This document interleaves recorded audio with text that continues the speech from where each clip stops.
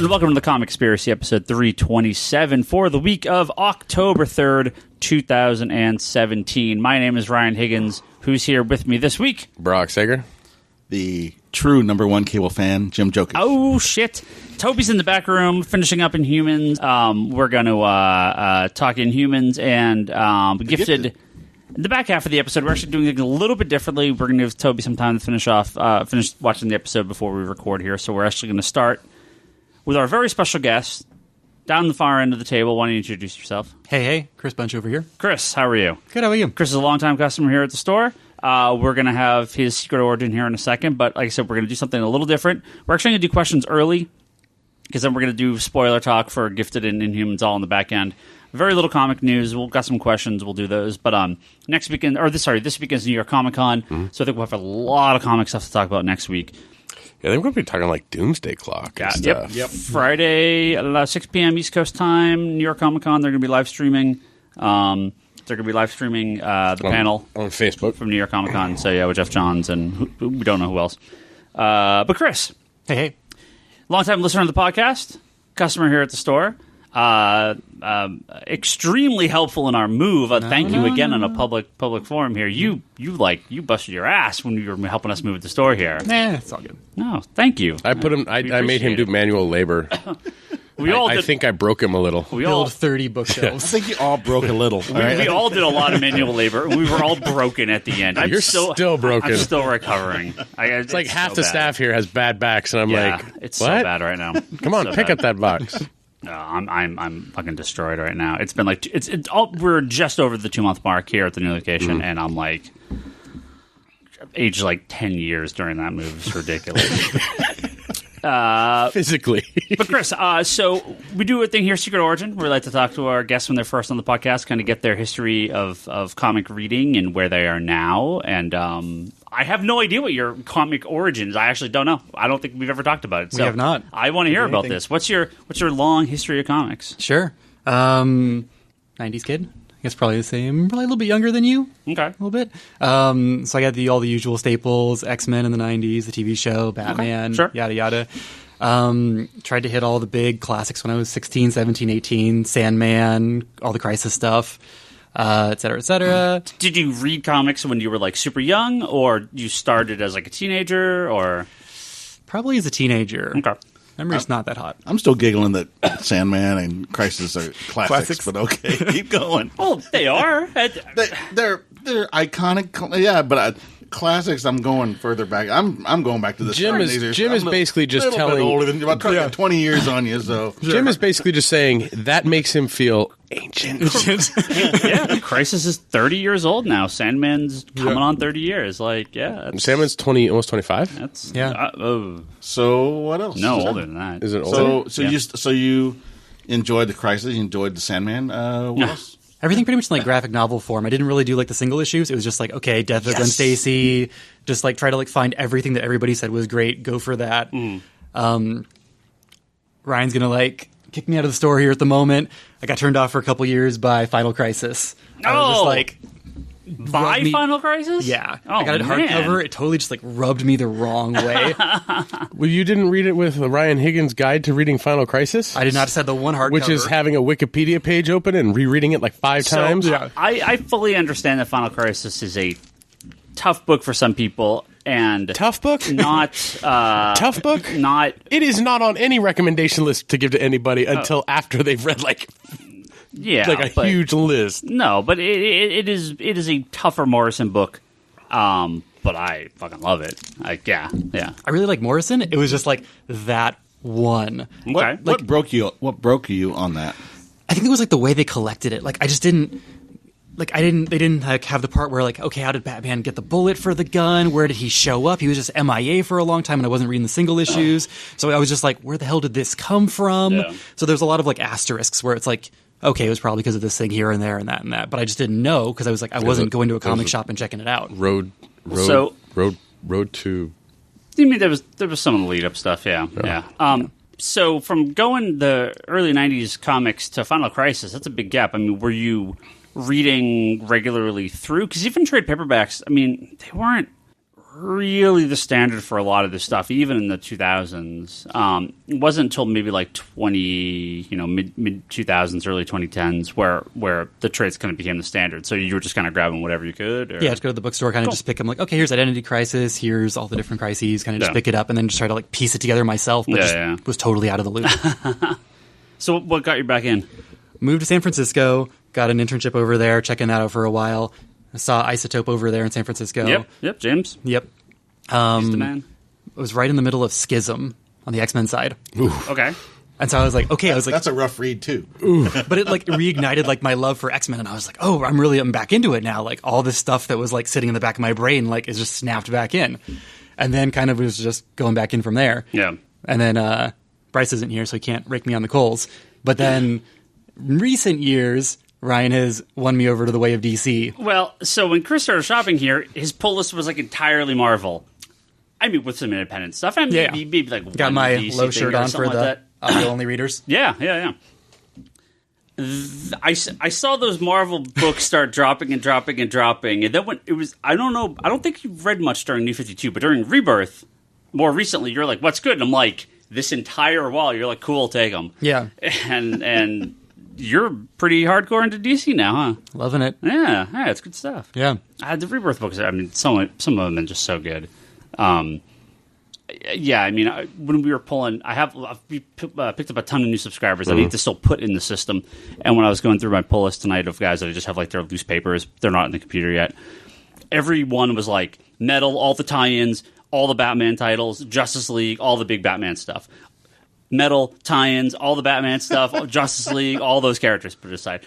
Metal, blah, blah, blah. It's like just the same titles. Oh, this person gets X-Men. The same titles, It was like everything is all DC. And this isn't me. I'm not talking to these people and telling them they're just random people walking in. I mean... Yeah. Well, I think we've talked about this before. On social media, DC seems to be more... Like, their creators seem to be more engaged. Like... I mean, a lot of Marvel guys are on there. They're on there, but it seems like it's more engaging with the DC creators and stuff like that. Like, I feel like they're more talking about things. Like, I see things pop up more so for... Well, I think Scott Snyder skewers that so heavily. Yeah. He's super active. Mm-hmm. A bunch of them... I mean, a bunch of the Marvel creators are very, very active, but, some less than others, and I think DC has some very, very active creators.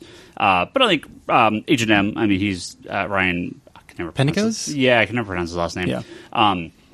He's one of the head guys at Marvel now, and he's obviously, he's basically they're also their main PR guy at this point too. I mean, he's been one of their biggest guys at Marvel in the PR department for years. Although he's not a PR guy, I don't have his official position in front of me here. Something not PR related. No, he's like co-publisher or something like that, or president or something like. He's a really high position.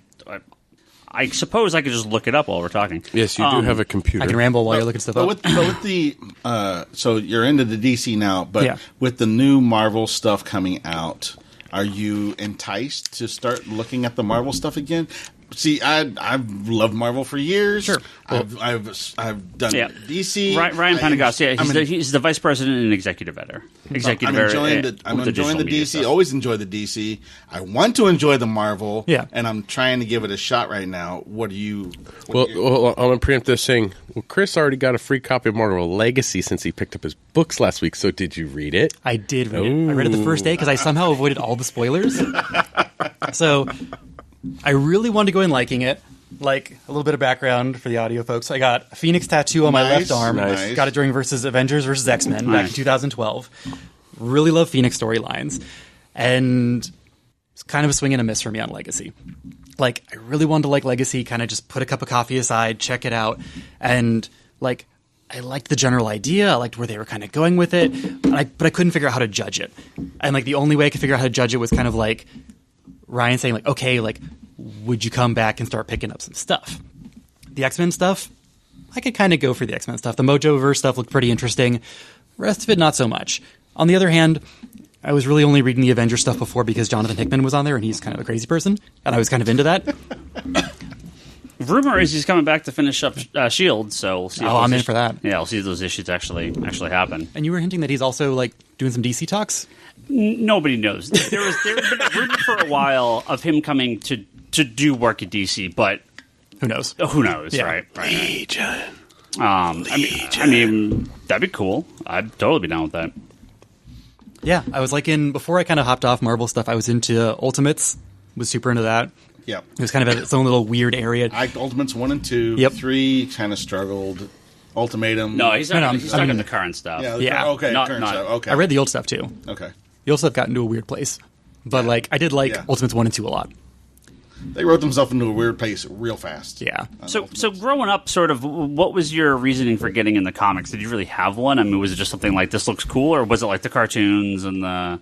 It was kind of a lot of it was the cartoons, movies, and then from there it was kind of just like try to get more of this into my life as possible. I was like I played a lot of the Versus card game stuff. Okay. I was crazy into that. Yeah, and that kind of kept me like connected to all of like the comic stuff over the years. Cool.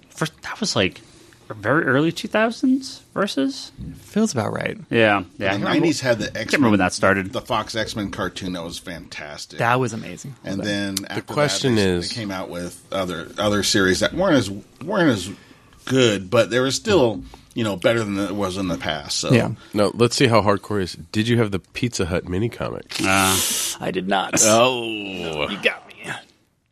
You don't know what the? Yeah, see, I got them all. Are you kidding me?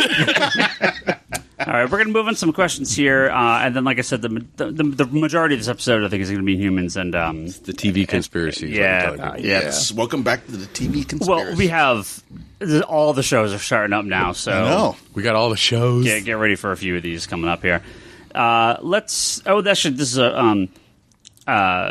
This is a good question here. He always says something that. we didn't talk about. I don't know. It's from Ulysses on Twitter. He says, "Can you guys talk about the Jeff Johns and Diane Nelson comments from on the DC film side?" So this went around the other day. I don't know if you guys got this. Again, I'm very much paraphrasing here, so don't take any of this as a quote. But there was an interview with Diane Nelson, who's the head of DC Entertainment, where she said that they're going to kind of defocus on the connectivity of the movies, and they kind of want to do their own thing and have them stand alone, and they're not going to build up this big kind of connective universe with the movies. They're going to kind of shy away from that. Although, actually reading the article, that's not really what she says, but that was the message that was taken out of this article. We'll throw the article. I mean, it's up on our Facebook group. You can read the specifics, but how people interpreted this was no connected DC movies. They're all going to be standalone, which is obviously bullshit. But when I saw this, I was like, I don't. This isn't really. I don't know. I don't really read this, but that's how people took it, and that's every news story that ran with that. And then a couple days later, maybe it was Monday or Sunday night or Monday morning, someone had asked Jeff Johns, "Hey," on Twitter, they said, "Hey, if you're building up all your movies, why are you doing this? Why isn't there some connective tissue between these movies?" And he said, "Oh, that's not true. They're 100% connected." So clearly, someone was, a quote was misinterpreted as being, they read it one way. The thing is she was saying that they want to take the films and separate them out from this huge, over-encompassing kind of universe and focus more on what they're supposed to do. There's still going to be connective tissue, but she wanted them to stand alone more so on their own than being dependent on what happens in Wonder Woman, what happens in BVS, what happens in the Batman movie or Justice League. Well, it was a big article on Vulture, and I actually do need to go back and read this. That was the thing where this started. I'm trying to see if I can actually pull the quote here while we're talking. But are they going to flashpoint it all away? Yeah. All the bad stuff, right? All that Man of Steel BVS garbage. So, she says, our intention moving forward is using the continuity to help make sure nothing is diverging in a way that doesn't make sense, but there's no insistence upon an overall storyline or interconnectivity in that universe. Some of the movies do connect the characters together like Justice League, but with Aquaman, our goal is to not connect Aquaman to every movie. The movie's not about another movie. Moving forward, you'll see the DC universe being a universe, but one that comes from the heart of the filmmaker who's creating them. So, again, when I read this, I took that as the movies are going to be there, and this is the way the Marvel movies are too. They are their own thing, but then they happen to just have a little connective tissue. Obviously, some like Civil War and Avengers are clearly more connected to everything else. But yeah, I don't expect Aquaman to be like the third part of a movie. Well, you don't expect Aquaman to set up the Flash movie. Yeah, no. I don't. Wonder Woman didn't do. Wonder Woman was just Wonder Woman, right? It still was in the universe. It was still connected. Well, to we those still had events. the bookends with the picture that we got from BBS. Yeah. So again, you can have your Justice League movie, you can have your Suicide Squad movie that maybe touches on other stuff, but the solo movies can be their own thing. And I'm totally not against them having. I'm not against them having a series of movies like this rumored Joker movie that is kind of it's completely its own thing, right? Like the Elseworlds, quote unquote. Right. You could, I'd love that. I would love if Marvel did this too, right? I mean, I don't need every movie to be connected. I'd love a crazy offbeat Marvel movie that's just totally its own thing. Yeah. And if Jeff Lemire Moon Knight, if it's strange. connected, sure. Ghost Rider wasn't crazy enough for you? Well, that's Spirit not of them. Vengeance? Spirit of Vengeance? He actually likes that movie. No, he didn't. He liked it because it was so bad. It's terrible. It's terrible, but it's great. See? Yeah. Let's see. We got some questions about Inhumans. We're going to skip those because we're going to talk about that at the end here. Mitchell. Hey, Mitch. Waiting for that one. Are you excited for Batman? Whatever. Are you excited for Batman White Knight? I think it looks great, and I've always wondered about this kind of story. It comes out tomorrow. Mm-hmm. Sean Murphy, writer and artist. Yep. Yeah. Whoops. Whoop. Sorry, I got to learn how to type. Type well. Yes. Well, no. I also have to learn how to type. So what the hell do you do all day? I love Sean Murphy. Sean Murphy's such an incredible artist. I'm super excited for this. We got to read. They sent us a preview copy. Me and Brock got to read it a couple weeks ago. It's great. Like I will say this: reading through it, Sean Murphy actually really captured like the voice of Joker.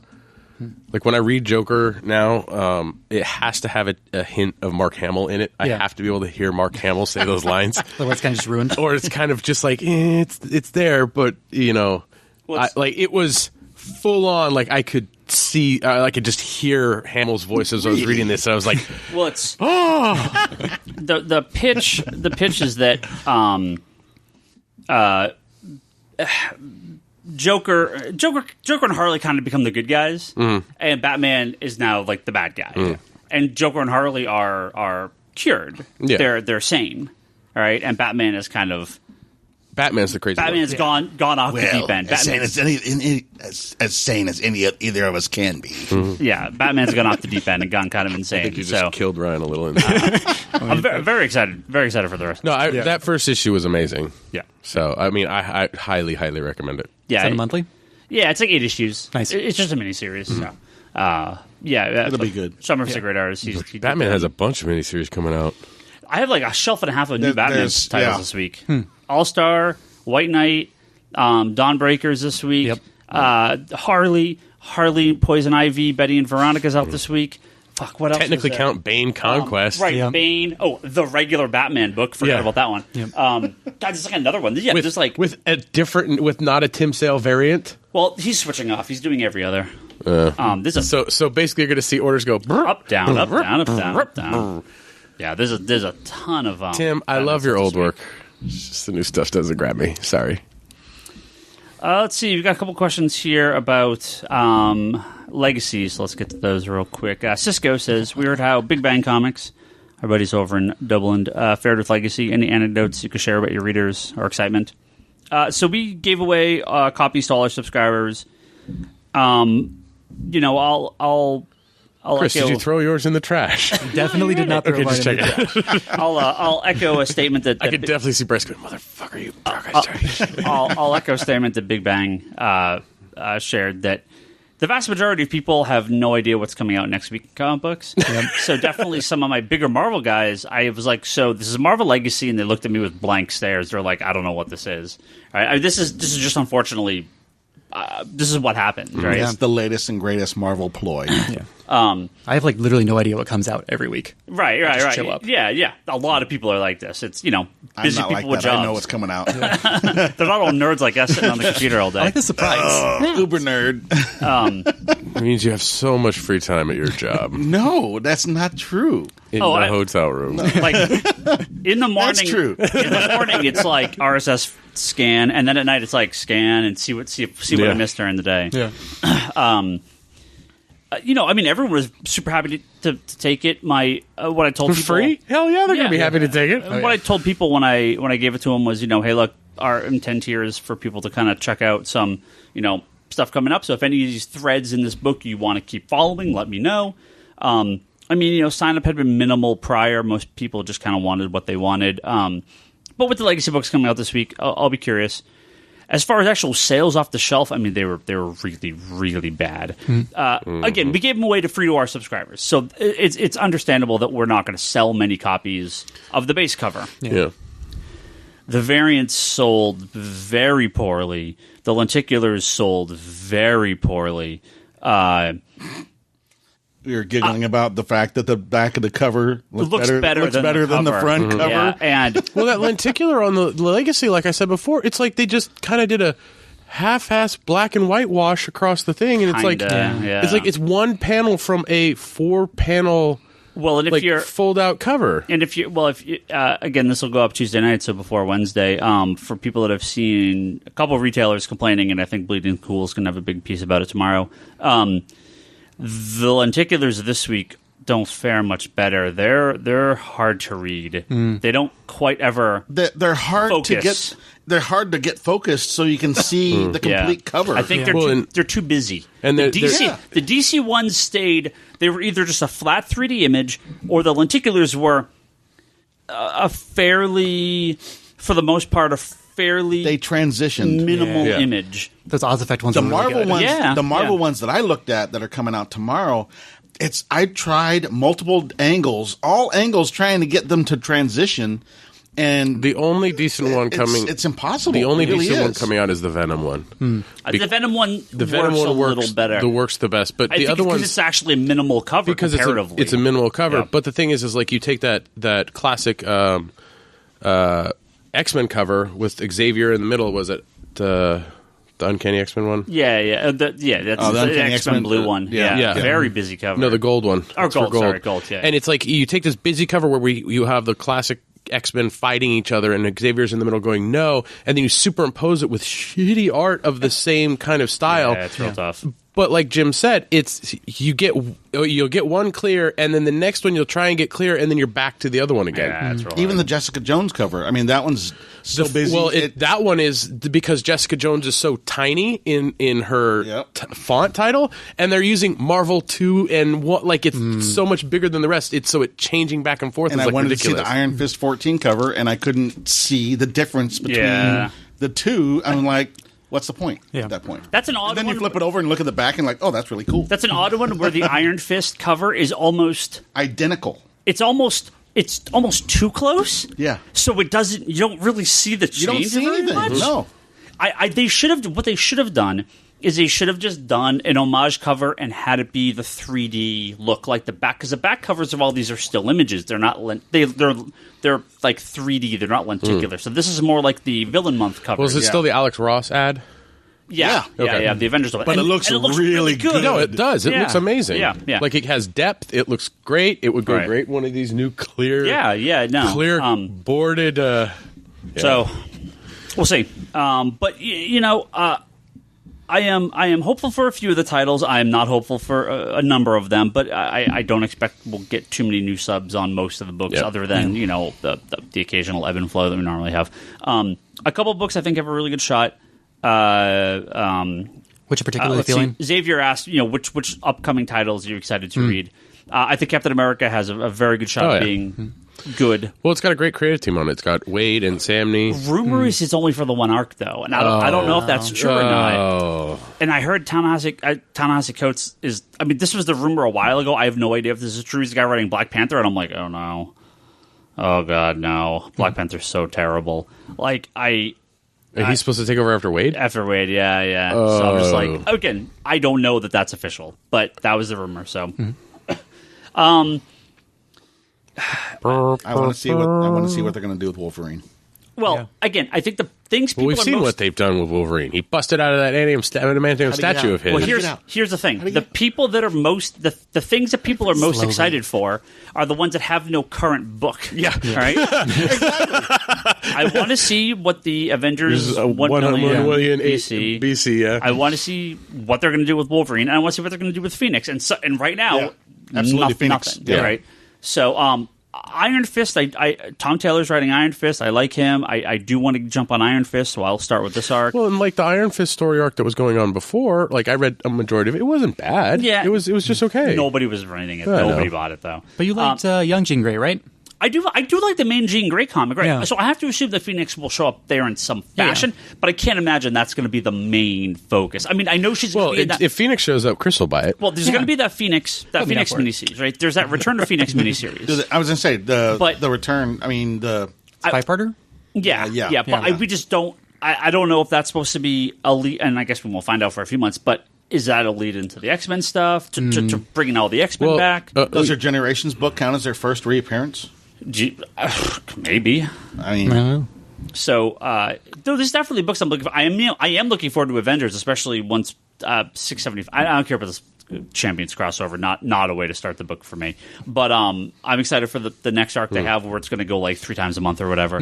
The DC or just the regular Avengers? Yeah, it's not. The belief is they're ending Uncanny Avengers and US Avengers, and it's just going to be the main Avengers book. And what's great, it's Avengers. The book starts in Avengers. The whole arc's in Avengers. Like, it's not. They're doing an Amazing Spider-Man Venom crossover, and there's going to be an Alpha and an Omega, and it's like, oh, fuck that. Just put them in the fucking books. Like, just put them in the main books. But that doesn't increase the numbers. It allow you to sell more variants and do more gimmicks. But it totally will increase the numbers on those titles, right? I mean, I would order more of Amazing Spider-Man if it's like this one shot. I'm like, I got to figure this crap out. It's like, no, please just put them in the comics. You get people to actually buy the. This is what we said years ago. Yeah, put out the original shit, and then if you want to do the experimental stuff on a smaller scale, cool, and we'll check that stuff out too. But please, Ryan's been harping that put for out years. your freaking pillars. Yeah. Put the first part of this major Amazing Spider-Man. You've been Venom copying crossover. DC for years. Do you see what they're doing right with Rebirth? Come on. Put it in Amazing Spider-Man. Because Marvel Rebirth, which Ryan keeps referring to it as, is not as good. Like that, they copied the little thing at the top of the covers where they say like part 1, part 2. Yeah. I love the trade dress and the banners. Yeah, the banners on like I like having that. Like it's nice to have, even if they don't continue the parts in subsequent ones. It's nice to have that one that's like part 1. Yeah, you know, with the metal tie-ins, it's each part gets its own number, which is really nice. Yep. Man, those tie-ins have been great. Real good. Justin asks, how do you feel if Marvel had an event where they left all new, all different characters stranded in a new Ultimate Universe? As long as that universe got blown up. Hey, maybe that'll be part of the Phoenix Resurrection. She'll suck them all in. She can blow that place up. No. Put them in that universe, and then Franklin or Valeria will go in there and just crush them. This is my question. Are they actually going to bring Reed and Sue back, or are we just going to get a Fantastic Four because they're doing this whole legacy and generations bullshit? Are we going to get Thing and Johnny, and then Val and Franklin? That's the Fantastic Four? There's 4 of them. I mean, I don't know. It's possible. Guess what? Gun in my mouth. Done. Jesus. I mean... Nice visual, though. That was good. I love Chip Zdarsky. Sound effects. I really want to see what he's going to do for 2-in-1. I think he's a perfect writer to bring back the FF, or at least to deal with these characters. I don't need. I would love a big event comic if they're going to do it, but I don't need a big event comic. They could just bring them back. Weren't we not going to have events for 18 months? What they said was they're not going to have like Secret Empire, Civil War style like miniseries with crossover events. I don't care that they have Champions and X-Men Mojoverse. And in fact, if you remember, shit, a wild Bryce has appeared.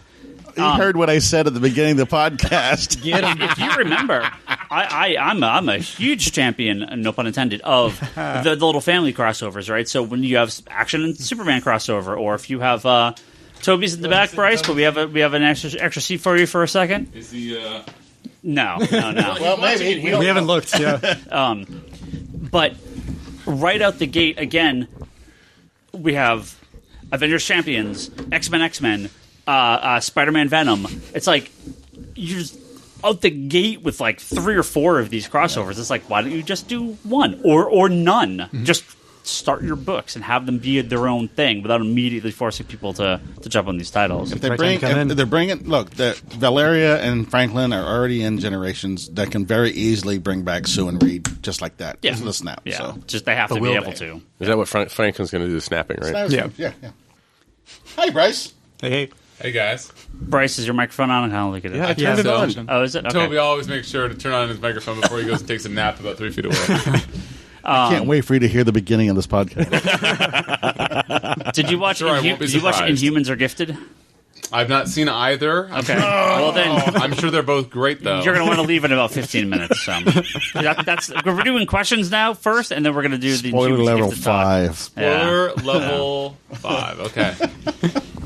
Let's see. Dominic asks, has the CW sphere, all those DC comic TV shows, gotten bloated and unwieldy, or is it still manageable in the TV space? I mean, whatever. My TiVo records them. I think they're fine. Like, I got no problem with them. I haven't been able to watch Supergirl or the last season of Arrow. I don't watch iZombie. iZombie doesn't. I don't watch iZombie, but I'm caught up on Supergirl. I mean, I watch iZombie. I Arrow, love it. Flash, and DC Legends. I got to catch up on DC Legends. Well, now we have Archie, and they announced that Sabrina You mean show. Riverdale? Archie doesn't count. So there is a ass ton of comic book stuff, and Black Lightning is this. Black fill-in Lightning. Yeah, season. Oh, I watched forgot about Black Lightning. That's So right. yeah, there's an absolute crap, but it's like, I don't know. Can you watch 7 TV shows? I do. So sure, I guess. And now with Inhumans and Gifted, and it's like 10 more. Why not? Sure. My kids are all grown. I got time. I don't, but I make it. Okay, here's a question. This is from Jason.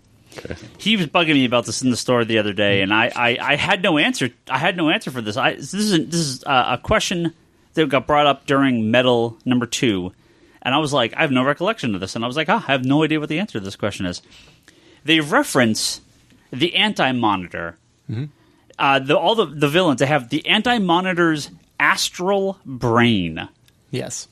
I remember, I looked at the book and I'm like, yeah, they talk about this. I have no idea what this is. So what is the Anti-Monitor's astral brain? I have no idea. Didn't you Wikipedia it? I mean, this isn't a thing. This is just like, they mention it and it's like, okay. Maybe they have the spirit of his brain is what they're saying.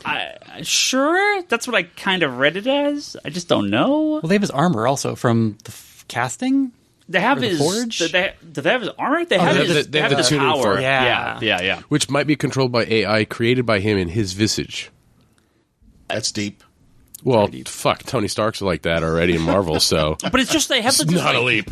They have this like digital brain that they're like trying to manipulate in the issue, and I'm like, oh yeah, I guess I read that. And Ultron's going to be I was born. gonna say, that's straight out of Ultron. I think I just read it, and I was like, yeah, sure, and I just kept going. Like I didn't think about it. I was just like, same reaction. Okay, He doesn't need to bat an cool. eye. Yeah, that makes sense to me. Yeah. Check it off. Why not? Yeah, sure. He's got an astral brain. Okay, Bryce is steaming over here. Fucking DC file. Are you caught about Metal? You read number 2 yet, or? I have read number 2. I don't remember that, but It's like one panel. Yeah, it's like a total throwaway line. Yeah. oh, okay. Yeah. Yeah, I read it. Yeah. I have a couple questions for Toby here, so I'll save these when he comes I have back. a question for Bryce. Oh. So, you missed the beginning part of it, but I have a turned heretic from the Church of Marvel. Okay. Nobody's So- perfect. It's all right. Many flaws here. Many I was flaws. talking about me. So, the only Jeff Lemire I've ever read Okay. is Extraordinary X-Men. Yeah. Extraordinary Okay. X-Men. Yeah. They are extraordinary. They are. Okay. So, like, everyone's like, this guy's really amazing. This guy's really great. And that's the only thing of his I've ever read. Very good. You're talking about the he's doing the current extraordinary, right? No, that's astonishing. Yeah. Who's doing that? Soul? Yes, that's thank you. Soul. Yeah. Didn't they both come over from DC at the same time? Yep. I'll say, yeah. So I always get them mixed up. Odds are, if you ask who's writing that book right now, just say Charles Soule. You're probably going to be right. Yeah. He's writing a lot all of of it? stuff right now. Yeah. What's that guy's name that you never know about? Al Ewing? Ewing, yeah. Donny Cates? No, he knows about Al Ewing. His wrong opinion is that he's terrible. Until he takes over Legion for DC. Bingo. Yeah, exactly. And then this troll motherfucker. I unfortunately have to cop out of the answer. I would need a list of what he's written to identify, oh yeah, that was good, that was bad, that was good, that was bad. Green Arrow, Animal Man, Yep. Descender? Descender, the Bloodshot Descender's series, really good. What was your take on his X-Men run? his Moon Knight. Oh, Moon Knight. Oh, yeah, Top tier. was that when he was, was Lemire. lost in the mental asylum? Yeah. Yeah, like that getting was- out, escaping Okay, it. yeah, that was awesome. Okay, so if I had a list, yeah, so that was... He's writing Thanos, too, right? Yeah, Just Thanos. right there. Thanos is okay. With- It's I've okay. been loving Thanos. The last issue of Thanos. Lemire's been gone from Marvel for like 6 months. Yeah. 6 months, and Thanos is like still coming out with his name on it. So like he must have. But it has your favorite character in it, right? Oh, Thane. Yeah, it's no Sugar Man. Ranks but- right up there with Morg. Yeah. Hey, Wait, I Thane, like Morg more Sugar than Man. fucking Thane. Justin, Morg. pay attention. Thane, Sugar Buff Man. guy? He's a The throwaway ripped shirt, Galactus. red hair? He's a throwaway Galactus. No, he's a Wait, throwaway that's Galactus Herald. champion. That's champion. you're Tyrus thinking of. something or other. Oh. It's Trirocus or something like that. Yeah. Yeah, Wait, that's are we talking about the champion. guy that just banged Nebula? Yeah. Okay. But that's not who Higgins is talking about. No, he's talking about Morg. Morg is Who's like Morg? He's like a Terrax. Galactus is like- He's the ninth. it's the silver guy with the red flame hair, right? Is that the one? No. Which one is it? Doesn't he have yellow skin? No, he's got brown skin Yeah. with white hair, and he's got an axe. Big axe. Oh, yeah, had okay, an axe. Fantastic Four guy, right? But Terrax okay. double. It's not orange. It's yellow? Terrax double crossed him and took and cut him up and took his axe from him. So you guys know that like Terrax is like my like 7th favorite character of all time, right? Like I fucking love Terrax. Okay. That's so random. He is incredible. That is very random. I love Terrax. Okay, that's right. Dude, he's like this angry rock guy with a giant ass axe. Yeah. Like Terrax is amazing. Well, you know why I like Terrax, right? Because he's the first villain in the New Yeah. Warriors fought, Yeah. right? New Warriors #1. So there you go. You like him on Hickman's run? Oh yeah. I like yeah. Terrax and everything. Yeah. Dude, I bought a Marvel comic today. I was texting with Bryce. Yeah, Was I there an was- eclipse? Oh my god, the sky got dark for real. What? It New did. new issue of all new My email Guardians of the stopped Galaxy, working. My phone written froze. by Gary Dugan, right? Or Jerry Dugan, I mean, sorry. Yeah. So already like 12 check marks against it, Yeah. but it's Rich Rider, new. Nova, Dugan, Guardians? It's Guardians. the Guardians are not in this book at all. Yeah, that's okay. So I flipped. So you said, "Look, I bought this," and I was like, "You're an idiot," and so I decided to flip through it Wait, hold on. Where would did never he say buy it from? himself. me. I'm taking I a thought he Marvel. bought it from another store. I'm taking a Marvel book home. Yeah. For my collection. No, he's not. He's gonna. Wow. He's taking it home. He's gonna read it and then realize it was a horrible mistake and bring it back. No, because it's legitimately like, oh shit.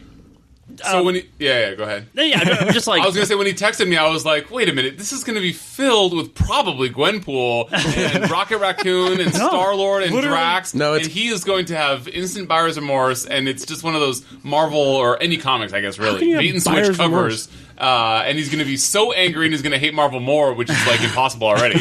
It is bait and switch, but unfortunately, it's in the bait and switch of his choosing. That is Richard Rider. So And so he said that there's actually no Kid Nova, which I would have assumed based on the cover, Yeah. and it would have been chock full of Nebula and Star-Lord and Rocket, and then he would have just been more angry. Okay, than the he already is. real reason he bought it is the cover has half of Rich Rider's face and half of fucking Darkhawk. well, okay, technically it's the Raptors, but they are Dark Hawks. They're like the evil yes, Dark Hawks. we know you like So, the crotch. Yeah, we get so it. I, Love this Bryce face right now. yeah. It's good Bryce face. His secret origin is Darkhawk number 4. Just keep going. How do you It's not fine. remember this? There's like Everybody like must the know. first page has a crotch shot of Darkhawk. Nobody remembers that. I do because it's Brock stuck in brings his it up. head. Stuck in my head. Burned I guess a in lot of people Reyes. remember that, but I do not remember that. But I do like Darkhawk, and I do like the Raptors, and I do like that they're actually trying to do something badass and cosmic with Darkhawk. That's kind of Yeah. cool. Well, so the Guardians, as of Legacy, they joined the Nova Corps. basically. So Wait, I'm sorry. Who did? the Guardians as of the next They issue. joined the Nova Corps. Did they get helmets? Yeah. Yeah. Whoa! Well, I mean, I think that's the cover, right? dear I God. don't know. They could just be working with Nova. This I don't know. can go horribly not well. But I've actually really liked the new Guardians book. But this I will actually take home because it's Nova. And like I feel like you could just go like Thanos Imperative. He came back to life this issue. And like, skip. Him escaping the cancer You could verse? just skip it all. Oh, Lemire also did Old Man Logan. Yeah. Yeah. Oh, dude, Lemire has been incredible. Tangent back. Okay. No, I had to Google it. I felt really bad. He did it. Wait. But Which was it? Hawkeye is this? Which Hawkeye is this? It's the 2-part. Yeah, he's doing He that. did the. But was it incredible? I liked the Fraction Hawkeye. one, I didn't like. Well, I didn't read anything else. All right, question from Norman All right, here. it's coming up. I'm going to answer your question. All right. I will eagerly wait. Question here from Norman says, "What would you say is the top 1 or 2 most valuable books in each of your personal collection?" Example: Ryan owns Avengers #1. Cool. Well, my #2 would probably be Avengers #4.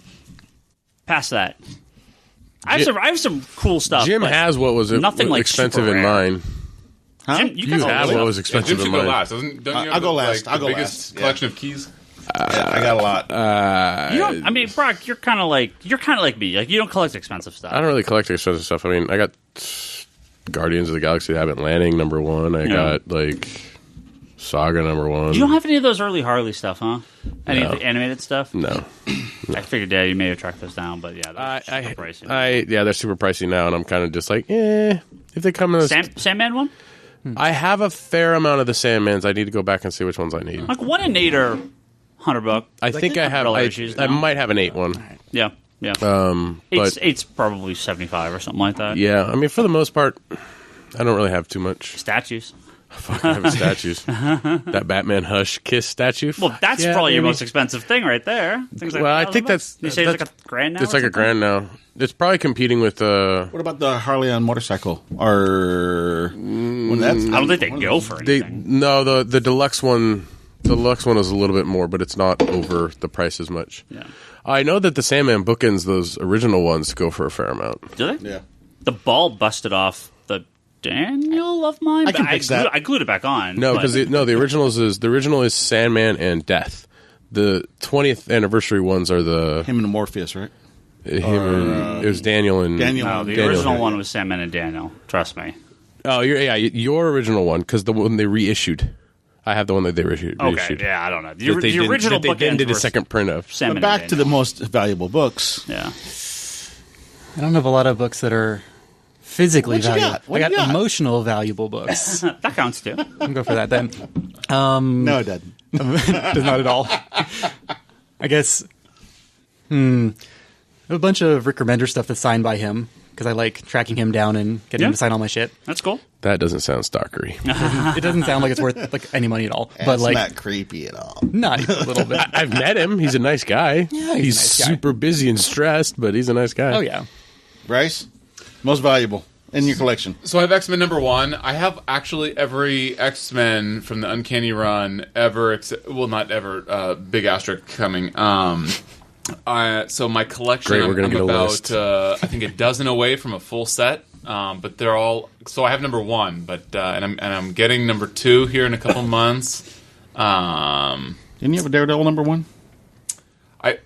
So I have a lot of middle tier expensive books that I pick up from Higgins when he gets them in, and I too frequently have money to burn. Your run of Moon Knight, except or shit, I spoiled it. Your run of Werewolf by Night, yeah. except I've the 32. the whole run of Werewolf by Night, except that Higgins plucked out the Moon Knight first appearance and said, "Oh no, Bryce, Toby will really like this." Toby, meanwhile, I can't be fucking bothered, but No, you cannot. he called it. Oh shit! I thought it went to Jim. No, I had mine. That's why I didn't get that one. Yeah, your X-Men stuff definitely is. Yeah, so Yeah. I have almost a full run of X-Men, like, in the next year or two. I just haven't been, like, focusing on it as... You got the one though, right? I got #1.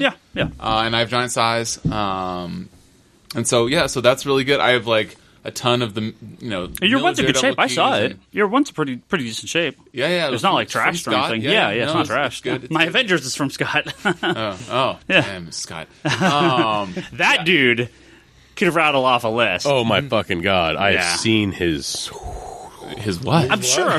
Shoot, his CGC collection. Oh, okay. Is ridiculous. I'm sure I told this on the podcast many times, but he gave me his Amazing Fantasy 15 and Amazing Spider-Man #1 to get signed by Stan Lee when he was doing here a when signing. he handed him over. Yeah, and I'm just like holding him in like a bag, like my hand just glued to them when I went over to the signing because I'm like, I don't want to lose these. These are very expensive. Yeah. He went out, bought a briefcase with handcuffs just for the event. Yeah. I have a. So other than those main ones, I have like a ton of books that are probably worth in between $75 and $100 or whatever, just over, just under. But no other real juicy ones. No, Bryce has his X-Men run. Ryan has his Avengers run. I've been You don't collecting. do runs. I don't do runs. Not a lot lately. I've been taking care of my key issues a lot. You and every fucking other person on Earth. Yeah, well, but I was doing it before it became popular. Whoa! Did you get the shirt? Has it never really been popular? No. I mean, before all the movies started coming out and everything, no, not a lot of people were just jumping on the keys all the time. I mean, they were, but it wasn't like it is now. Right. The thing people used to collect was #1 issues, and it was always stupid because #1 issues is not necessarily anything. But it used to be #1s were the first appearance. Yeah. That's what it used to be. But unfortunately, now #1s are completely meaningless. Thank you, Marvel. Yeah, and that basically died out in the '90s, and as especially because of the TV shows and movies, because those characters, it started with the big characters, and now I say this all the time. Everyone's got $100 to spend on a comic. It's just $100 used to buy you a Fantastic Four #1 or an X-Men #1. Now $100 buys you the first appearance of fucking Thane. I don't know, the Thane. Sure. Like you say that, I literally put a copy. I love that. That's beautiful. World Girl goes for 150, bitches. You're not. You're not really off. I just put up a first appearance of the Black Order from fucking Hickman's Avengers run for like $40 on the wall the other day because they're in the movies. Yeah. So I have, and most of them I've picked up from Ryan, or because I have the luxury of being able to travel across the country. Anytime I hit a city, within the first 2 or 3 days, I try and hit comic book shops. Yeah. So I have Amazing Spider-Man 129, first appearance of Punisher. I have Your Werewolf by Night 32, first appearance of Moon Knight. You're not a Silver Age guy though. You don't. You're like 70s. I've started. I've gone back. So now I'm working on my DC first appearances. First appearance of Manhunter, Martian Manhunter. But like that's your thing, because you grew up during the comics in the 70s, and that's what you're buying. You're not buying stuff from the 60s. But I have those now. Now I need to go further back. I have my first appearance of Wolverine, Hulk 180, 181, 182. The mistake is you should have started with this. Yeah. The longer you wait on the 60s stuff, the more expensive they get. You should have done those first. Well, Jim, what were you thinking? Listen to Higgins. I collect what I like. Right. I liked the X-Men. I got my Giant Size #1 first. I got my Conan first. Conan #1 first. I got those. Jim, what? You like a lot of stuff. Yeah, I do. Jim, I mean, his thing is the 70s horror stuff. That's your big. That's your big. Anytime I go through back, you horror separated for Jim. Call Jim. Ryan's like, what are you handing me this shit for? Living Mummy, Monster of Frankenstein, anything Marvel Chillers, Adventure into Fear, Yeah, especially the Marvel stuff. Yeah, so, but now like I said, I'm transitioning over to DC so I can get... Toby, don't go too far. I have a couple questions for you. First appearance of Swamp Thing, first appearance of Martian Manhunter, first appearance of, I'm going with the Silver Age now, so... Nice. Yeah. I would love to go Gold Age, but nobody can afford that. Is Toby here still? Yeah, he's walking around. Okay, plug in your phone. We'll do one more question, then I got 2 questions for you. Inhumans killed his phone. Let's see. Did you like it? Let's see. Save Extraordinary X-Men. Okay, so Jeff Lemire. I'm gonna rattle through it. Strange Tales. This is Jeff Lemire's Marvel Comics in mini Bryce briefly. Strange Tales 2, #1. Haven't read it. Skip that garbage. Go for just the real comic, the real story. Okay, all new Hawkeye. That was after the Fraction stuff, right? Well, there was 2. So I remember reading #1, and I remember thinking, yeah, that's fine, and didn't get #2 or beyond. So I really couldn't say, but I'm sure it was amazing. Well, I'm sure it was all new. If you like guys with bows and arrows shooting, read his Green Arrow.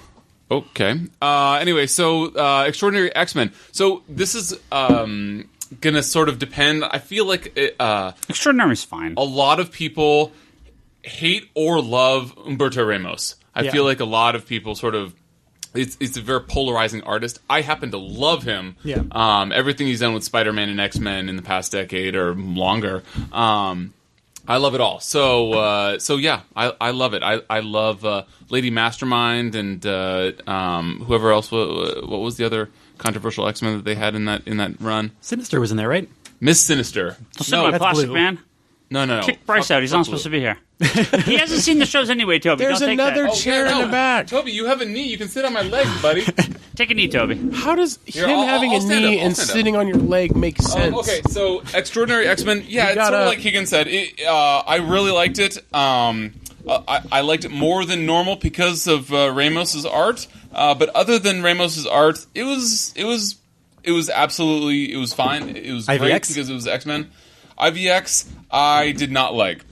So many problems with that book, but I feel like that wasn't his fault. I feel like he was given a mandate by Marvel where the Inhumans had to be relevant. Yeah. I mean, in reality, come on, the X-Men just crushed the Inhumans. Okay. But they were trying to make them relevant, and so they had to like have all these plot holes that the Inhumans could hold a candle.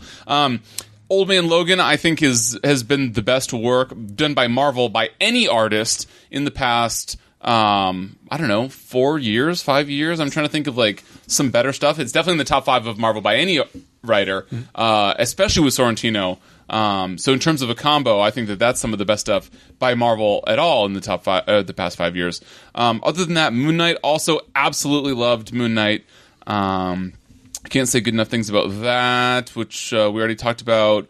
We talked about Death of X. Sorry, we did not. Although that's probably how we got the Inhumans versus X-Men. I really did not like Death of X. Yeah. And spoiler that for was an Soul upcoming Amamir. episode, I'm going to have my whole list of all the X-Men ranked, coolest to lamest.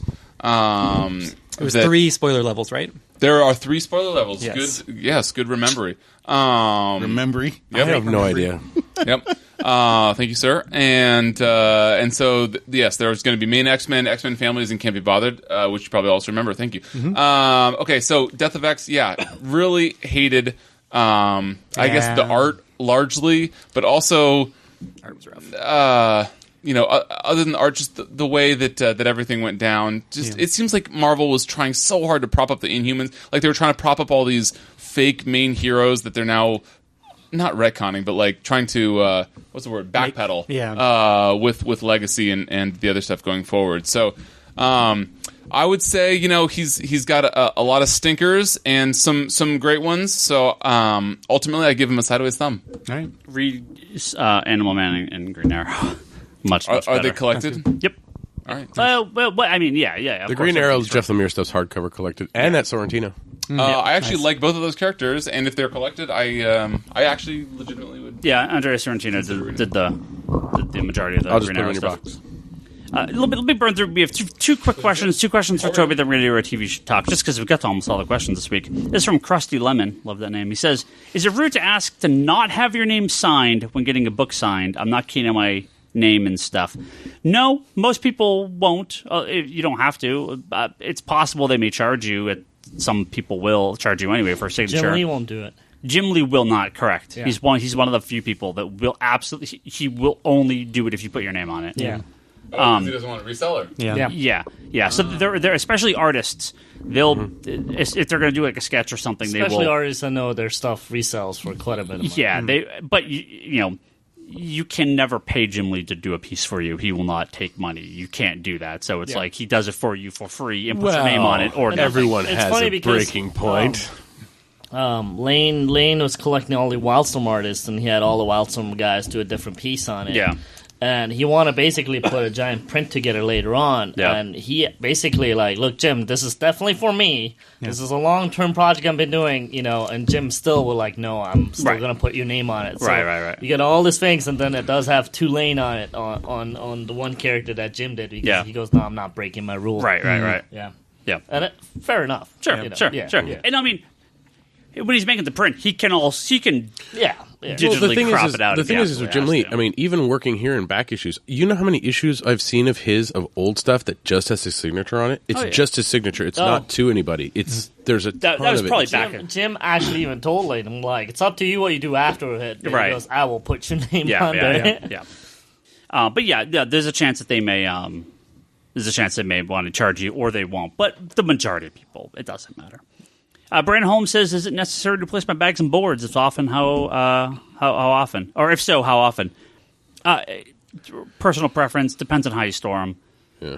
I mean, the old bags and boards from like the 90s, it was every 7 years or so. If you've got shit from like yellow, if you got shit from like the 80s, replace that stuff now. Yeah.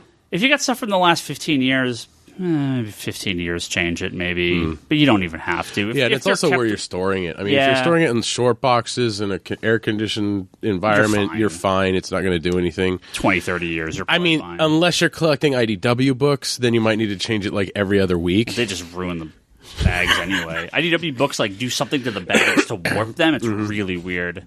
I've seen it with other companies too, but IDW is the worst. Yeah. Toby, I got two questions specifically for you, and you were in the back. I thought those were my two specific questions. Well, no, your questions. Yeah, I definitely did. Your questions. Let me get to them. Where is it? There was one. Where's the other Obviously, one? that was it. This is from Marco. Hello, Marco. And he says, anyone on the podcast going to check out the new Battle Chasers role-playing game? And I figured that was a question I had to ask you, because you're probably the only one that might.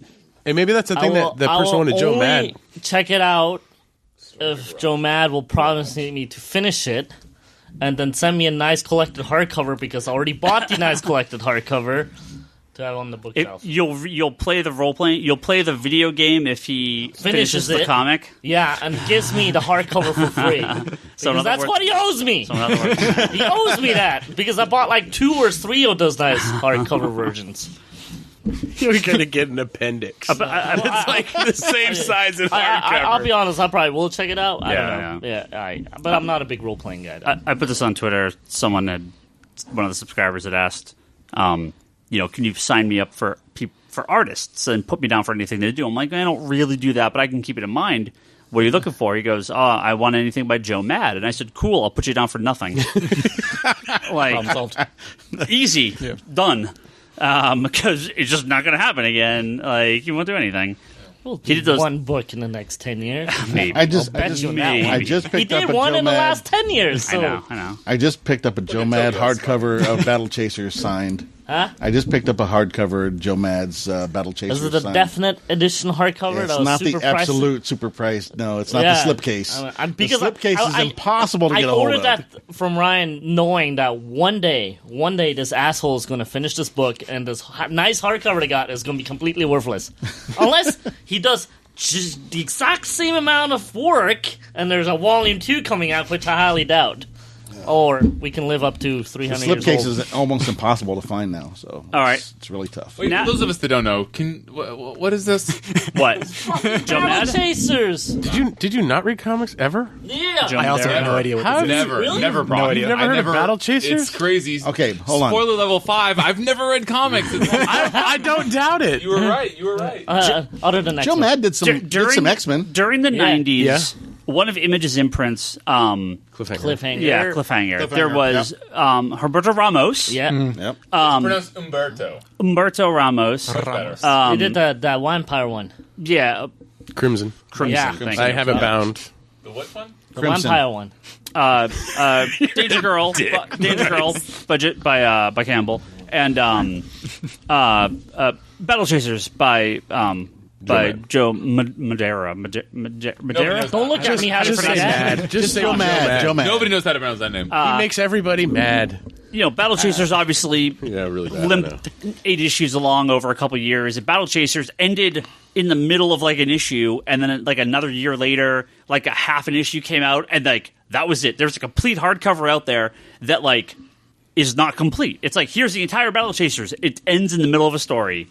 Wait, so was the story any good, or was it just because Joe Mad's art was just legit? I mean, he was. Mad's art I mean, was- you know, the story's okay. You remember Joe Mad? I mean, he did a big run on X-Men. That's why I asked the question. Yeah, Because his X-Men run was like some of the most phenomenal X-Men in the past. Wait, when was that? He did some really good. Longer ago than I want to admit. Red Monica was Oh, his dude, character. are you kidding me? He has Maggot in his. He created Maggot, or he's co-responsible for Maggot. I know. And Oh, Wolverine. just wait till my list comes out, my man. I know that you hate Maggot. Feral Wolverine. Hey, you know who shows up at the bottom of my Wolverine had fucking teeth. cool list is all of your favorite Quire. douchebags. Yeah, I can't deal with Wolverine with the do-rag and the no-nos. I can't deal with it, and that's his. No, that was like later Joe Mad. That's the Gambit reveal. Oh man, fucking That's a good issue. Phenomenal. That's a good Phenomenal. But the real question, I was waiting for Toby to get back for. Man, this is gonna be like a 9-hour podcast.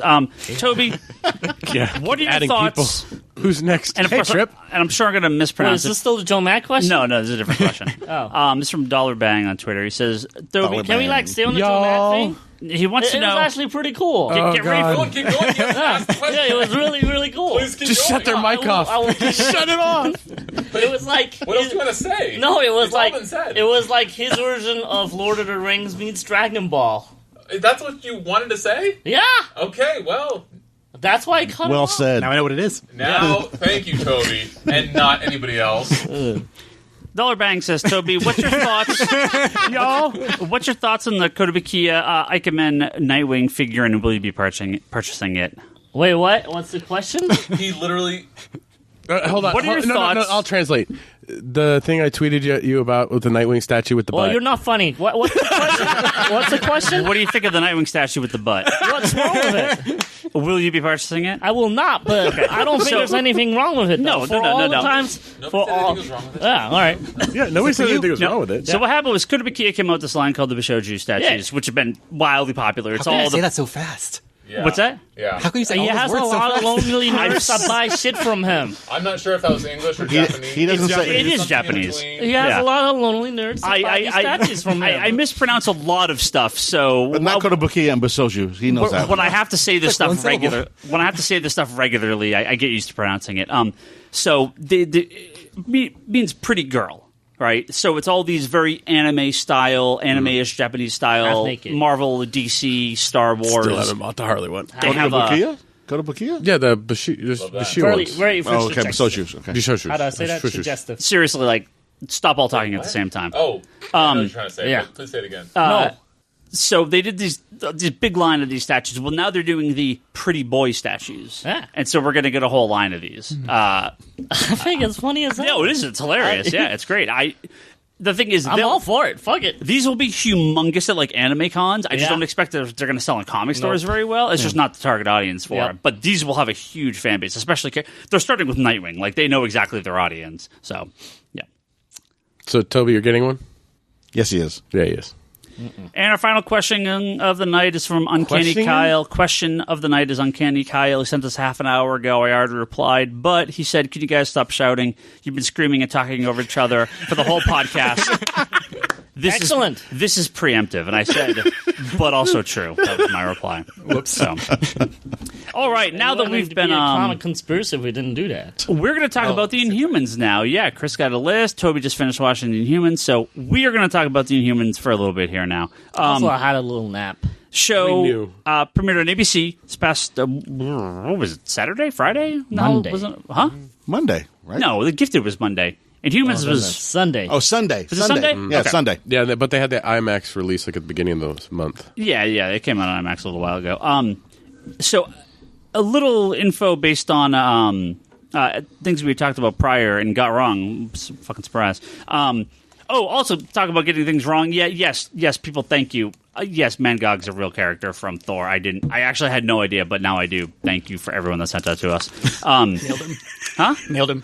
Yeah. Like many people were like, dude, don't you know Mangog's a real character from the 60s? I'm like, dude, it's been like 3 comics. No, I didn't know. Anyway, but if it was from DC, I totally know it.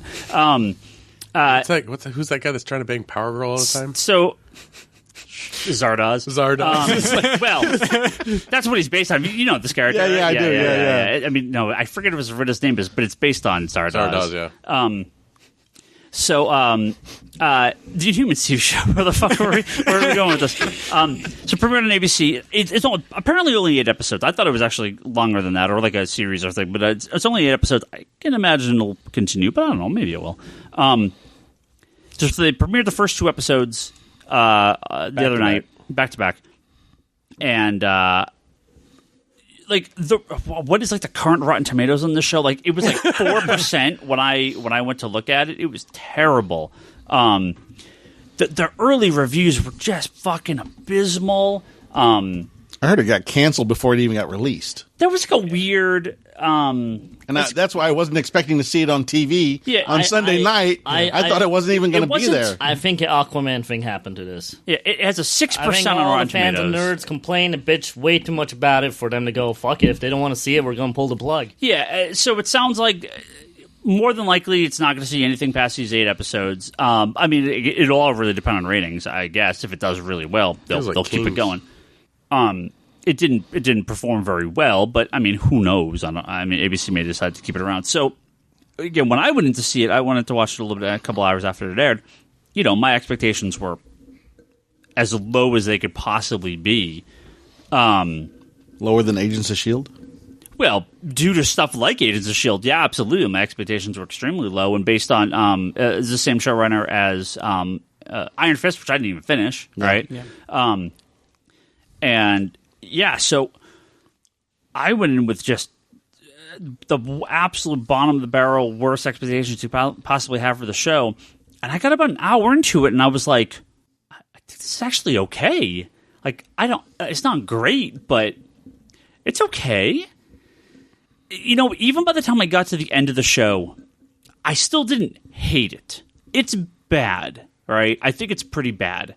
But I don't think it's any worse than Agents of S.H.I.E.L.D. For all those people out there that are like, Agents of S.H.I.E.L.D. so good, it's the best show on TV now. You're fucking fooling yourself. Like, this is no worse than the worst that Agents of S.H.I.E.L.D. has been. I think it's the same quality. It feels like the same level of cheapness. You know, again, like the CW shows are cheap, right? But it's just what they do with them, right? I mean, I'm fine with them. I think they do a good job with the budget they have, right? I think Agents of S.H.I.E.L.D. feels cheap pretty regularly. I think this felt super cheap. But I got to give the show props, especially in the first hour, and it's enough to get me to keep watching at least a few more. They're the actual characters. They have the names. Mm-hmm. They have the powers. This is like they're not faking it. This is really a good interpretation of the Inhumans. It's just not a very good show. But if you want to see the Inhumans, this is closer than the vast majority. Hell, it's closer than a lot of the movies are to the characters. Like, this actually felt like the Inhumans. Mm-hmm. The problem is, it's just not very good, right? Mm-hmm. I think there was potential in that first hour, but, and me and Jim talked about this at length before it aired while Toby was watching it. The back half of the show takes everything you liked about that first hour and, like, undoes it or neuters it. And I understand, again, it's budgetary reasons, right? They're like, how could we They blew the budget in the first hour. Yeah, for like the whole show, like, right? Okay, they blew the budget. How can we cut the budget? Minutes. How can we cut the? It's like Ryan with his first issues and issue 2. How can we cut the issue 2? Like, numbers down now. Yeah. Yeah. Well, that's it's totally believable that they said, hey, let's throw our best foot forward, right? Which is cool. It's just. Best hoof forward? Yeah. I mean, again, it's not good. It's kind of dumb, right? But again, I have respect for the first hour of the show because it actually felt like the characters. Again, we'll all go around and kind of give our little segment here, but I have a feeling most of us are going to be in agreement here. The minimal amount we saw of Lockjaw was pretty good. I mean, again, the effects were pretty cheap, but I liked what they did with him. He's Lockjaw. He's straight up Lockjaw. They didn't try to make him something else. He's actually bigger than Lockjaw. He's huge in this show. I actually really like Karnak. I thought they did a really good job with Karnak, except for the fact that in the back half they completely neuter him, and he like hits his head, and he's like, "I don't know my powers." It's like, oh well, what the fuck? Like his action scenes are pretty horrible, though. Oh, the fighting is worse than no, it's way worse than that. It's worse than Iron Fist. Yeah. Which is hard to do. Right. Somehow they managed it. Yeah. Well, again, same show. Rider lighting. Well, and again, I thought the idea they had with Karnak was cool. He sort of like is able to like reverse time in his brain and see how these fights are going to play out. Yeah. But then he slips off a cliff. Well, Like, How does it rewind? how does he I was not? just waiting for it to rewind. Yeah. It didn't rewind. He like falls off the cliff, and you're like, okay, cool. We've seen he's just going to rewind and not fall. I And have it my doesn't take on happen. that. I have my take on that later. Okay. Yeah. But you know, we all saw the thing about them shaving Medusa's head, which again is from the comics, so that actually doesn't bother me. And I thought she was pretty okay. They shaved it with buzz clippers from Earth. Whatever. Ugh. Prop-wise, it was horrid. Well, again, Why do you expect a Edward Scissorhand to show up and go snip? Fucking A, bring it in a human that has Edward Scissorhand hands. even Black Bolt, you know, like he's full on in Black Bolt's costume, and then they're like, let's put you in a suit instead because that's a lot cheaper to do, you know. So he's just in regular human clothes for the majority of the back half of the episode. You know, I mean, I'll totally keep watching. It's not great, but it's not as bad as people said it was. Again, if I lasted 2.5 seasons of Agents of S.H.I.E.L.D., I can last 8 episodes of this. Like, it's no different to me. It's not great, but it's not the worst thing I've ever seen. I think the reviews were a little, you know, I definitely think the reviews were harsh. Brock, I mean, you kind of watched a bit of it. I watched a bit of it here and there. I mean, Yeah, while you Toby didn't- was watching it, yeah, you didn't really watch it. He turned the volume way up so you could at least hear it. I mean, look-wise, you glance up, it's great. It looks amazing. I'm not sold on the chick who they have playing Medusa.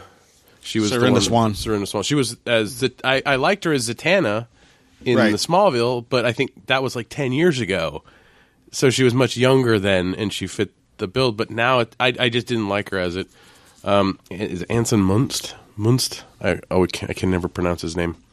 The guy that plays Black Bolt. Oh, okay. Mount. Yeah. I loved him in Hell on Wheels. So it's, you know, he fits the role. Doesn't say anything because he can't really say anything. That's Black Bolt. I though. like. I know it's I Black like Bolt. that he doesn't say anything. No, I like that and his too. facial expressions are actually pretty damn good. in But this. but in the back half again, when he's like with the cops, he's like goofy face, huh? I don't Actually know, did not goofy find that face. at all. It really bothered me. Like that's not Black we're Bolt. going to go down in this episode. Black man. This Bolt- is going to be a 3-hour fucking episode. Black You Bolt just should wait be and like see. very stoic and very like just serious. He was like weird. He was like a mime. Be friendly. But he to knew how the to sign. humans. The first episode he could sign, but Yeah. the second episode he forgot. Yeah, He was just like, yeah. Well, I mean, ASL and Tillian Sign Language. I mean, I can see that, right? yeah. The sign language is their own sign language. It's not the human sign language. Yeah. Well, there's various forms of sign language in the world. So, But aside from that, aside from that, I mean, the special effects they're okay. Apparently, with all the technology, they don't know how to text. Like a guy who can't speak can't text anything to anybody. Really, he has to hold a talking watch thing to his heart so she knows he's alive. Like, really, you can't text. You can't pop a little window out and go. I've seen better technology in shittier movies, but yeah. I mean, I only saw it because Toby was watching it in here. I don't have time to watch very much, so it's not even on my radar. But again, they look like Inhumans. Yeah. Oh, and what's her name? Crystal's hair looked like they just glued felt on, like her hair. Like part of me was like, just make a wig and put it on her. Yeah. That way it looks uniform. This looks like spray paint or felt. yeah, like, that's what we talked depended on, about. Like Looked like that somebody spray painted black, hair dye. Yeah, it's on like, her, on her hair, dude, she and was just- drunk that at this was it. party, man. Let's just like around the sides to give her symbol. I think if they had done an actual wig for her and made it like that, it would have looked a lot better because it transferred from like looking like felt to looking like spray paint to. I just gave up after that. I was like, whatever, the hair is going to look like shit anyway. Maybe they'll buzz her hair like they did Medusa. I want to hear Chris's thoughts before I go. So. I liked Crystal. Again, that's her hair, right? Yeah, but it looked fake. I mean, Like that's it her looked hair. really fake. That'll make you look back at the comic books and go, "Wow, that was really bad." No, I'll look at the comics and go, man, that's awesome in there. How do you not transfer it to there? Like, I don't know, CG something in there. Just make it a black abyss of nothing. They can't. They blew the budget in the first. They blew the budget on the huge, ginormous screen that projects to everybody, but Ramses can't look in the camera. He's looking off camera at nothing. All right, Chris, go ahead. Give us your roll. So I went in with pretty low expectations and was pleasantly surprised. I'd say good, but not great. How low? I went in was like expecting first season of Agents of S.H.I.E.L.D. Okay. And so I was like, Wow, I I was actually thinking that like, too. was pretty happy with it. Here's my Jerry Seinfeld routine. I didn't get Karnak. He was supposed to be a genius, but he didn't see very basic things coming like Maximus is evil. Like I think he should have been able to see that coming like a mile away. I mean, with Karnak, it's his power is that he can see the flaw in things, but which, also like government, right? Kind of not. Well, he can. He should. Yes, he clearly should have been able to figure that out. I mean, everyone should have, right? But his power is more. I feel more on the fighting end than. But again, something like falling off a cliff should be in his. You're power going to set. break if you step there. Yeah, yeah. So I didn't get that. Maximus is like, oh, I definitely need to invade Earth. I didn't think that was like believable. I was just like, hey, there's more space on the moon. Why don't you just take more of the space on the moon? There's I have an answer for that, but I'm not going to say that. Well, and again, they talk about. He's like, we should go to Earth, and he's like, well, maybe I'll banish everyone to Earth. It's like, well, didn't you want to go to Earth? Yeah. Like now you're just kicking them to Earth. Like I guess just good enough. Yeah. That just makes Earth the Antillean trash can. And Triton, my Inhumans knowledge is not that great. Why do we care about him? He's just a fish dude. He's just a fish dude? He's the water guy. He's the Aquaman. Yeah. Everyone made a big deal about him, and I was like, I don't. He's the Inhumans namer, basically, Submariner. I think it's just because they kind of not kill him, but off panel they, Okay, is it just me, or did he fall off that huge when he jump/fell off that waterfall at the beginning? And he hits the water, it does not look like anything, like he jumped off of a high thing anyway. And apparently the blood pack he had with him was like a lot of blood splash out. There's a lot of blood. It was like they're like, here, just kind of, we're going to throw you off this rock. You're going to land in the water with this blood package, and then all of a sudden it's going to explode. And it's look like a shark ate him or something like that. Yeah. I was like, what the fuck? So for you, for Chris, real quick, blue area of the moon where Attilian is, okay? They moved it there because the pollution was so bad on Don't Earth. they call it Atlan in this, too? I thought it was Atlan, right? Atlan. Yeah. So for some reason I thought it was pronounced differently. All right. But Anyway, so they moved it there from Earth, right? Black Bolt blew out the base, and the city can actually fly. And they moved it to the blue area moon because Earth became too polluted and Inhumans were dying. All right. So there's only one area of the moon that used to be a Kree base that has an atmosphere right next to the Watcher's Tower, and that's where the God, you're nerdy. I am. So this whole section is from John Byrne's Fantastic Four. So there's a section in there where they moved Attilan, and where all this information comes from. Cool. Thanks. So that's why they can't go to other places on the moon. You go up so high, you're out of atmosphere. This just in one area. We need to name these segments. So, again, Ryan and I talked about this at length for a little while. I really enjoyed the first part. You got to see the Inhumans. You got to see their powers. You got to see, Lockjaw, which is I felt was the best part. Lockjaw's the only good thing about the movie. I know, the show. It's awesome. And then they neuter everybody. They take away Medusa's hair. They put Black Bolt on Earth. He can't even grunt from being hurt without taking something out. They knock Karnak in the head, so now he can't think. They put Gorgon on the beach, so now his thundering hooves are just hanging out with surfers. Which was cool.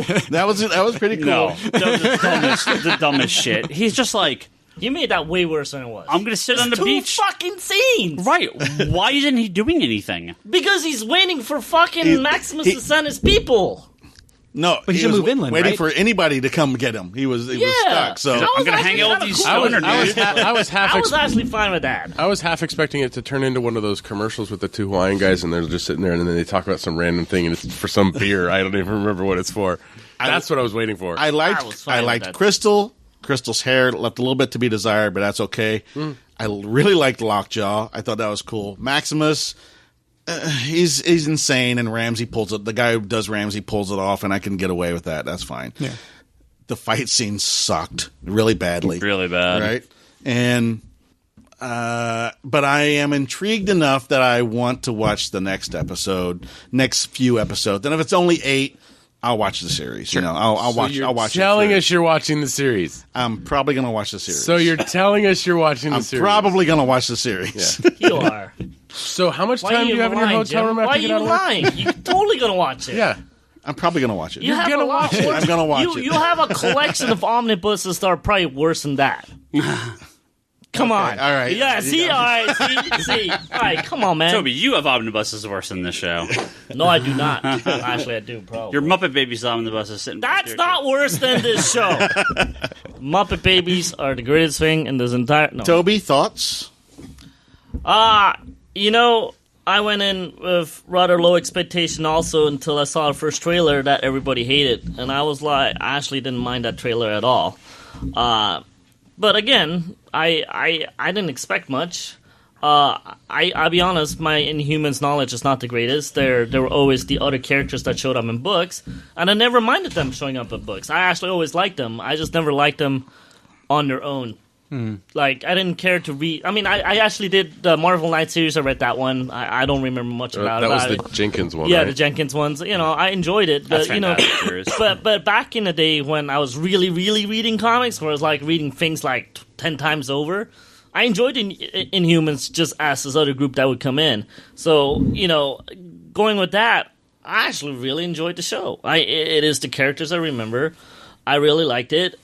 There's certain things I would have changed, but I actually kind of enjoyed it. I like it far more than Agents of S.H.I.E.L.D. We're gonna get so much hate. the Agents of S.H.I.E.L.D. Defense Force is like they're like on like high alert these days. I get so much hate from people Is that like S.H.I.E.L.D. AOS? Look, Agents of S.H.I.E.L.D., guys. I would say this. I wanted to like it. I tried it. Didn't like it. I wanted to like it. Tried it again. Didn't like it. I wanted to like it. Tried it again. Eventually, I gave up on it. And then Ghost Rider came out. I'll try it again. I enjoyed Ghost Rider. And don't hate me. I stopped right after Ghost Rider. Supposedly got really good after that. I fully understand. Don't tell me again. Eventually, I'll probably go check it out. But When someone tells me something gets good in the 4th season, that's a little tough, It's all right. Look, I believe them. I actually do believe them. I'm far more invested in this than Agent of S.H.I.E.L.D. Yeah. You know far why more. they're telling you that, right? Because they feel so ashamed. They want somebody else to suffer through that. They garbage. might genuinely like it. It's fine. Look, here are the few changes I would have personally done to this show that is my spin on the things that you guys hate so much.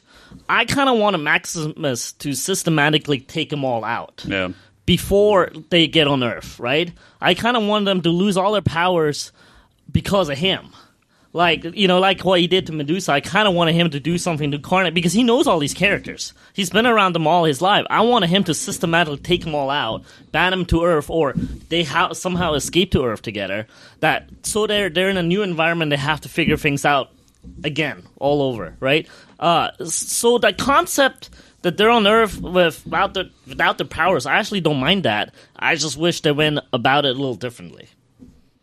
Crystal thinks Lockjaw is a lot smarter than he is, but he's not. He just started dumping people off in random points in Hawaii. Which is fine. I was like, I've been there. I know where that is. I know where Diamond Head is. I know where the. But the Inhumans don't. But the Cheap Inhumans, filming exactly. permit. Yeah. The Inhumans don't. Cheap filming Like- permit. Cheap filming permit.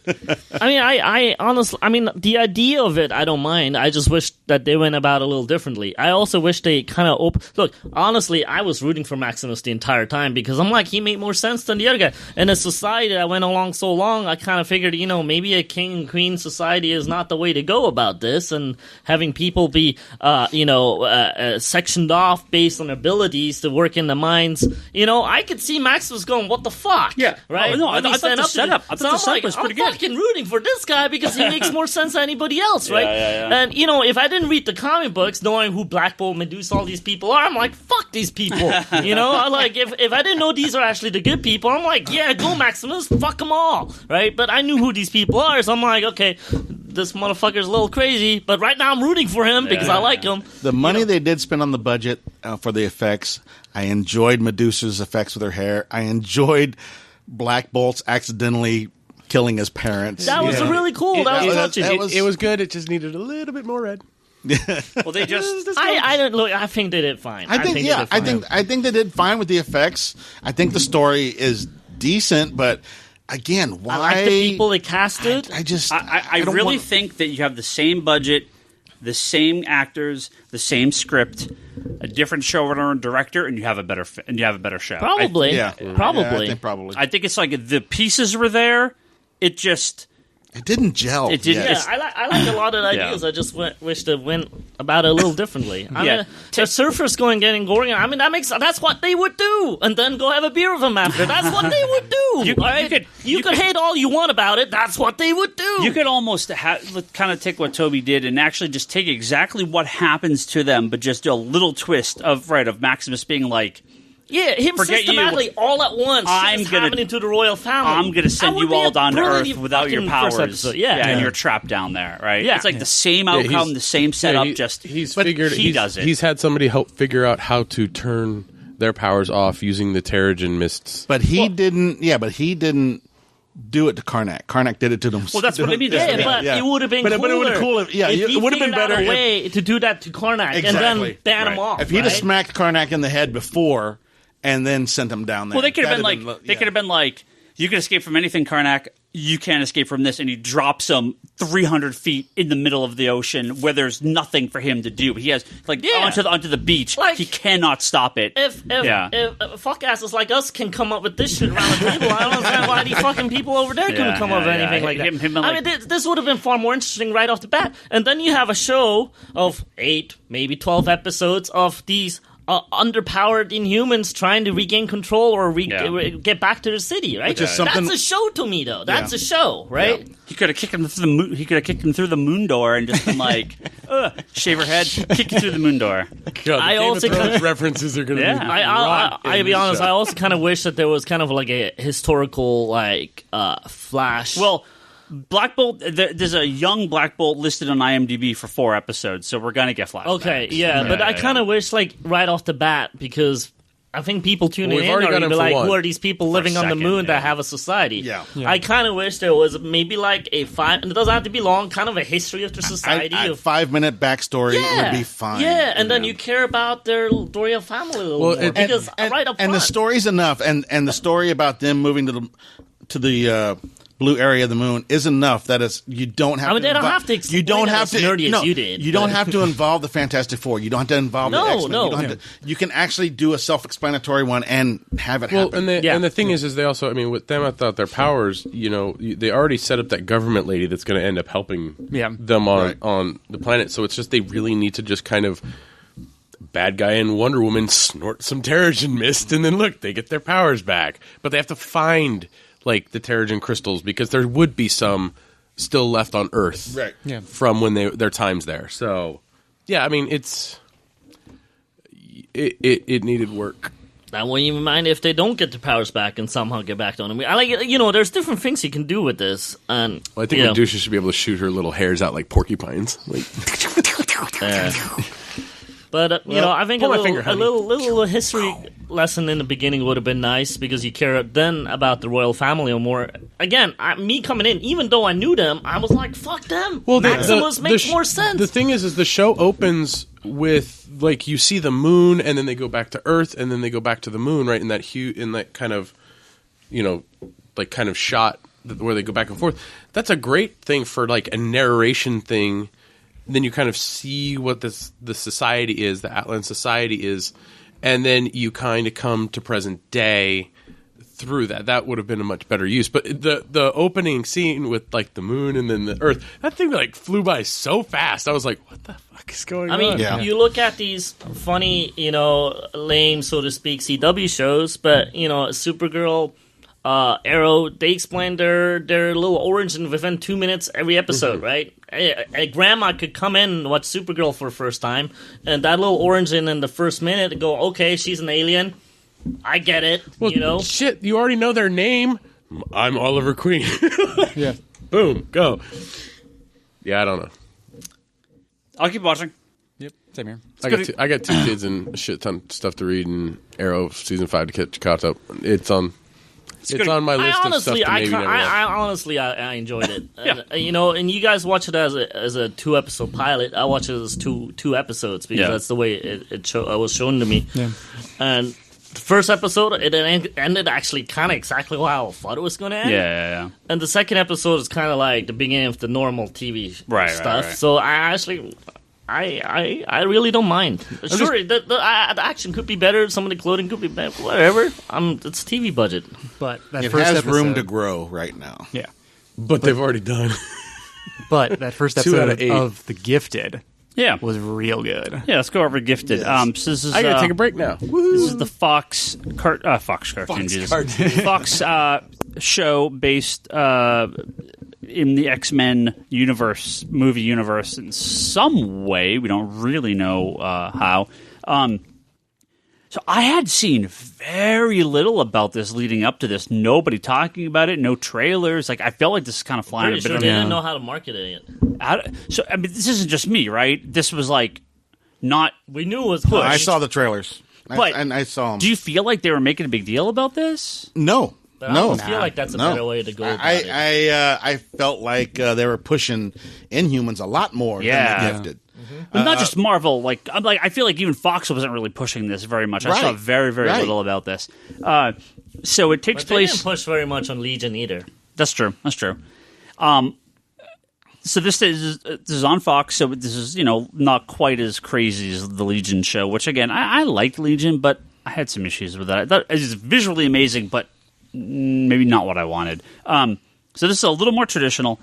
It's about a group of mutants that kind of not the big X-Men. And they talk about the X-Men. So this must be somewhere between the post-Age of Apocalypse.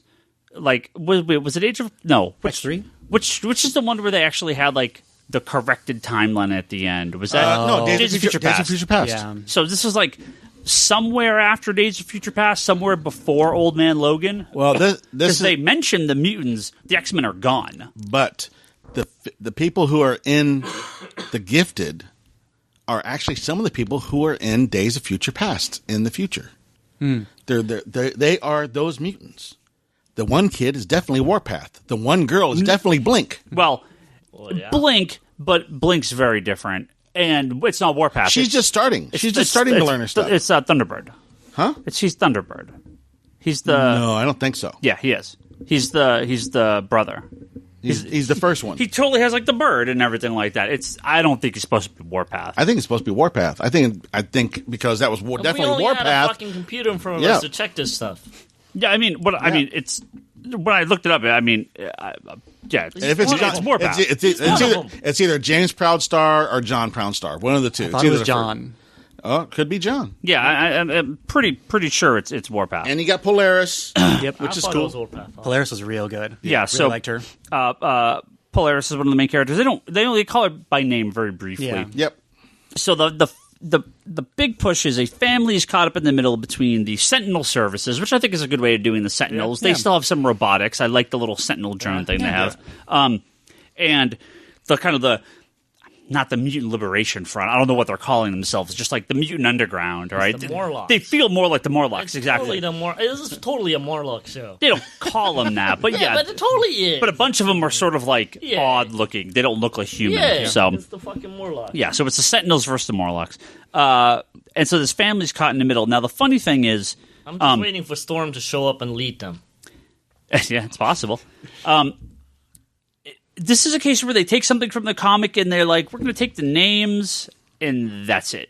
Because the family is called the Strucker, right? Yeah.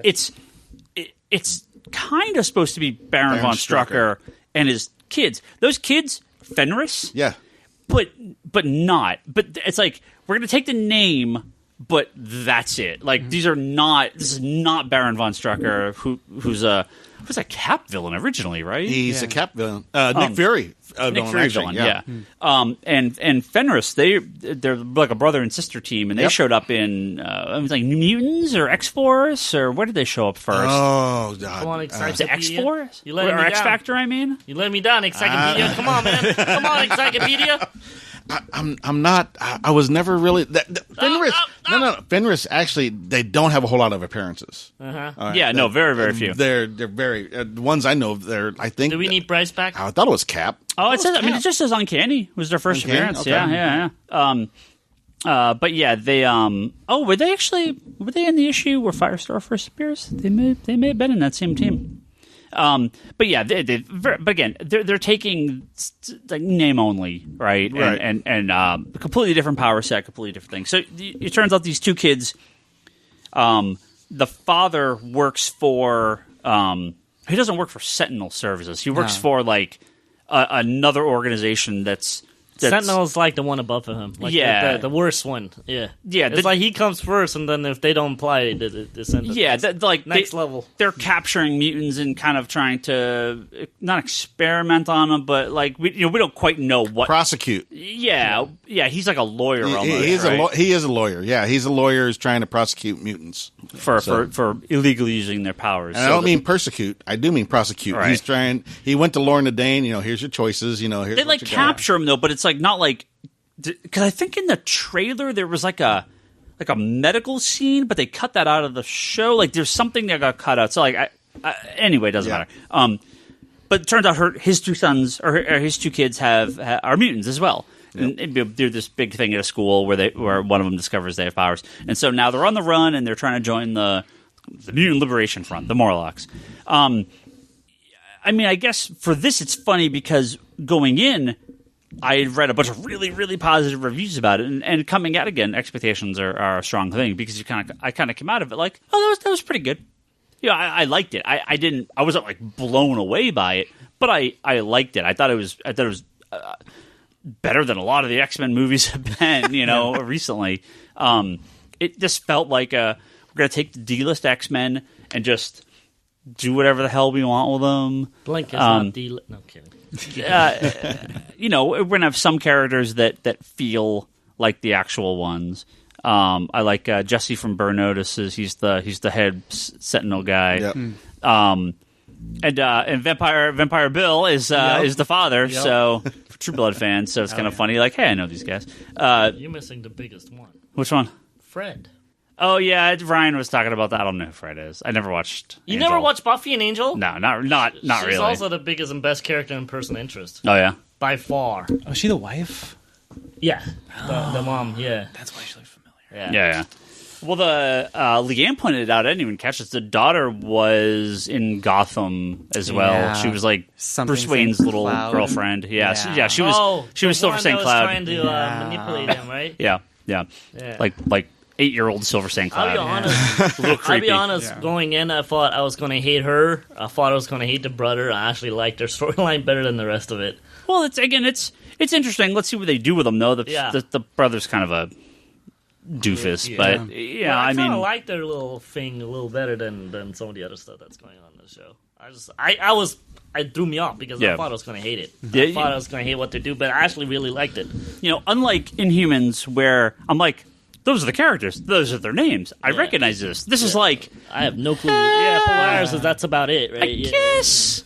Yeah, sure, that's Polaris. Yeah, that's Blink. Yeah, but Blink was never in this time, really. I mean, all the Blink stuff I read, she was in Age Apocalypse. Well, sure. I mean, it's just like, I guess these are the characters, I guess, but well, whatever. But it's a better show, right? Yeah. I mean, so it's like, I like the Inhumans because they're very comic accurate, but it's not a good show. I like this because it's not comic accurate in any way, shape, or form, but it's a much better show. So, like, I like them both for different reasons. Yeah. But God knows I need more TV shows to watch because I haven't fucking watched enough. I'm really, really scared. I was telling Charlie today, I was like, I don't know about a roundup thing with my new schedule. I'm like, there's shows that came back already that I'm like genuinely excited to watch, like Designated Survivor, and it's been on for, I don't know, a week now. I haven't had one bit of chance to watch Yeah. it. I watched Gifted last night at like 1:30 in the morning, and that's when I got home. Wow. Yeah, and I squeezed in, Inhumans before this just because I wanted it done before. I just don't know where this. Yeah. I have no time for it anymore. Yeah, me too. I'm scared. It's real I'm bad. scared for TV coming back. I just happened to have on because I watched Lucifer, and I just happened to be flipping the channels, and I landed on Gifted. Well, that was when it right started. after Right Lucifer. after it, right? And So you didn't flip channels? no, I flipped You- channels, but I actually came back to it. And I was like, wow, this looks familiar.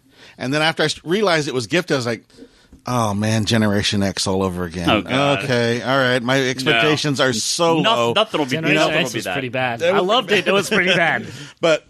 But as I watched it, I enjoyed it more. But I picked up on all the names. I enjoyed the Stan Lee cameo. Oh, yeah. I liked how it was the X bar instead of the text bar because the other lights were all burned out. Yeah. I was trying to recognize the one of the main MLF's characters, the guy who got shot the first time. I thought he was going to be Havoc, but it wasn't Havoc. He's a new character. He's a new but- character. But he's a new character, but he his powers are very similar to what the hell's his name? The Light Boy? Sunspot? Sunspot. It looks like I he has thought it was like- going to be Sunspot, but now I'm thinking that the kid from It's a him. brand new character. Well, then You with think he'd be with Chamber? huh? Him being Chamber? No, he's not Chamber. He's not Chamber. No, he's. I mean, they've named him. He's not a real character. But he's something they You made know up for the what show. that means. When they figure out who he is, they're gonna just. Then they'll reveal it. Yeah. yeah. But I What's your last name? Summers. As I watched it, I enjoyed it more and more. I liked the Sentinel Squad. Good way to do it. I'm fine with that. I liked the Struckers. I realized it was Fenris right away. I realized it's not Baron von Strucker, but it's okay. I can live with this right here. Well, because when I'm watching it, I'm like, Struckers. I'm like, is this? Oh, I picked up on that. I picked up on that right away. well, But I was like, "There's no mention of Baron. There's no mention of anything like that." I was like, It's this isn't Baron von Strucker, Exactly. but is this like the same people? And I completely forgotten about Fenris, so I was like, oh fuck. That's Fenris? Okay, sure, whatever. Oh, but it's not. So, okay. So- but you know. I thought still Polaris was cool. really, really amazing. I thought that was really cool. Whether it's John Proudstar or James Proudstar, I don't care. I liked how they did Thunderbird / Warpath. I don't care. I thought he was a really cool character, a really good tracker. And Blink was just awesome. I mean, she's still working on her powers. She hasn't quite figured them out yet, but that ties perfectly with what you've already seen in X-Men Oddly Days of looks Future like Past. Blink, even though she doesn't have purple skin. She Yeah. oddly kind of has that. Yeah. Well, she has like the little streaks in her hair. Yeah, right? yeah. So- So the I giant mean, you can see green- how it can green go eyes, to it. yeah. Yeah.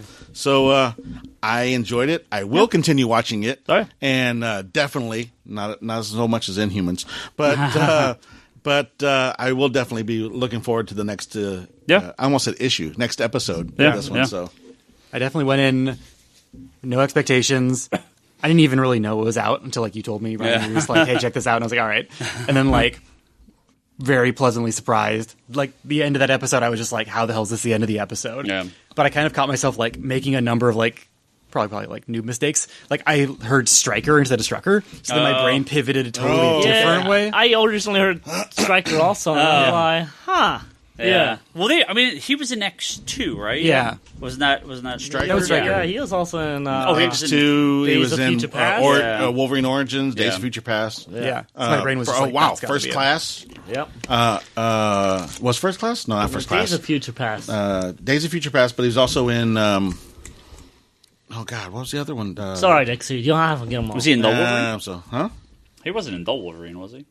Probably. No, not in the Wolverine. Oh no! That's Origins? the second one. That's the he second wasn't one. Origins. He was in He wasn't Origins. Yeah. Yeah. So yeah, But love Polaris. She was awesome. Yeah. I also thought that Blink was Pixie. Oh, For that. oh, okay. you see that? I was like, Well- teleports kind of. Well, this would be a great show to bring in some really obscure characters that they're never going to have in the movie. So it's a character like what? Who did they have Pixie in X3? Who was in X3? I know Angel was in X3. They could bring Maggot in. But didn't they have some other Psylocke, They had a couple Marrow. garbage characters. Yeah. Mara wasn't in X3, was she? Not her, but like a male version of her. The guy with spikes. And But stuff like that. they could bring in some like real garbage X-Men to fill out the show if they want to, which is cool. I mean, there's so many friggin' X-Men that I was very happy with Vampire Bill. Yeah. I didn't recognize it at first. I was like, oh, What if hey, they brought I know. Quentin Quire into this? I'm fucking great. I love it. Lighten up the show a bit. It's like a heavy black. Yeah. Yeah. You're It's a dark show. going to continue watching it? Yeah, I'm on for it. Toby? I'm more excited about the Inhumans, but probably I don't know. Time. I may watch this in the summer or fall, whatever. Next Christmas. year? When there's free time. Yeah. Oh, that Christmas break when all the shows go off the air, that's my catch-up time. Like, Oh, I mean, Yeah. like it's, I always it's try. weird because ever since the shows went off air, my schedule just started filling up so much that I'm scared. I mean, like, I have so many shows I actually genuinely keep up with, and I'm Yeah. like, I don't know how I'm going to do this because it's just not happening anymore. Yeah. Yeah. Well, so I never was really good at marathoning shows, but I'm kind of finding that I have to start doing that. So I have kind of like my A-list and B-list, and like the B-list stuff I just let sink and fill up my TiVo, and then I'm just like, day off, burn through like 6 episodes today, just do it. I went through like an entire season of Rebels like that. I'm like halfway or a couple episodes into iZombie, and I want to try to burn through that really fast because we have all the CW shows start up again soon. See, like, I don't think I've finished Legends last year. Oh. I don't think I finished Supergirl. Legends So I'm good. just like, I don't even think I finished Supergirl season 1, actually. I think I went halfway and then jumped to season 2. So I'm like, I'm already behind on the CW shows. So I'm like, I don't know how the fuck this is going to work now. Yeah. No time. Got to binge. I Got to binge. I need that Phoebe power. Evie, Phoebe from Out of This World. Pause time. Pause time? Yeah, Yeah. pause time. I need that badly. But then the then I TV get won't old. work. Then I get old because I'll sleep and watch TV for pause time, and then I'm freezing. I'm like, what the fuck happened to me? It's not a good power.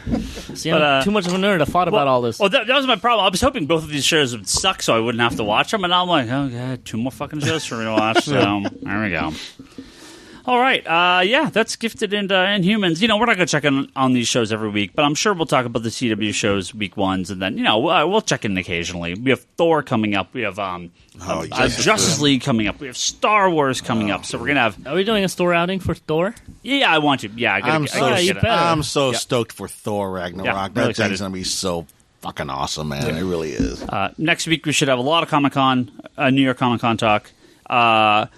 Speaking of time to catch up, the Legacy books are out. We skipped the last couple Marvel number ones, but I think it's time for us to do a little number one recap here. So It's not a number one on half of them. So homework, people. We're going to start talking about these Legacy books in a couple weeks.